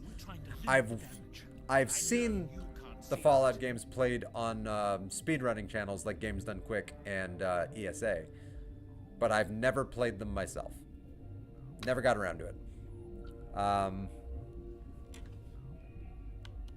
There's a reason the Citadel conventions forbid bioweapons, Doctor. I didn't expect Yeah, this guy's up to shady stuff. our notes and equipment are locked in the quarantine labs. Captain Ventralis doesn't want to risk more contamination. Yeah, well, I can be pretty persuasive. I'll talk to him. Maybe I can convince him to let me try. I can't ask you to do this officially, but if you can do anything, I'd appreciate it. Alright. Talk to you later. I'll do that mission next time I stream, which will probably be tomorrow. Alright, so yeah, I'm going to save right there, and I'm going to call it. Like, I went a little longer because I was really enjoying talking to Mothy and Sayla, but yeah, I think I'm going to end my stream right there. I got an early morning tomorrow, and for me, it's getting a little late because my days tend to end earlier because I'm on such a weird sleep schedule to normal human beings. Yeah, compared to normal humans, my sleep schedule is that of a freak show. But I have had an absolute blast streaming today. It's been a welcome change over the last couple of days. The last couple of days really kicked my butt from a work standpoint. It really grinded my soul down and killed my back. And I had no desire to really do anything after work either day. So today was a nice little change of pace. And it was lovely talking to you, Mothy. Lovely talking to you, Sayla. It was good to see you in the stream again. It was lovely talking to Sky earlier. And Agent Coulson popped in for a few minutes. And that was awesome. So thanks to everybody that popped in. I really appreciate it. And yeah, I'm going to end it right there. So I hope everyone has a good one. And yeah, hopefully I catch you all on the next one. Yeah, I'll be streaming again tomorrow, probably around the same time. So hopefully maybe I see you guys there.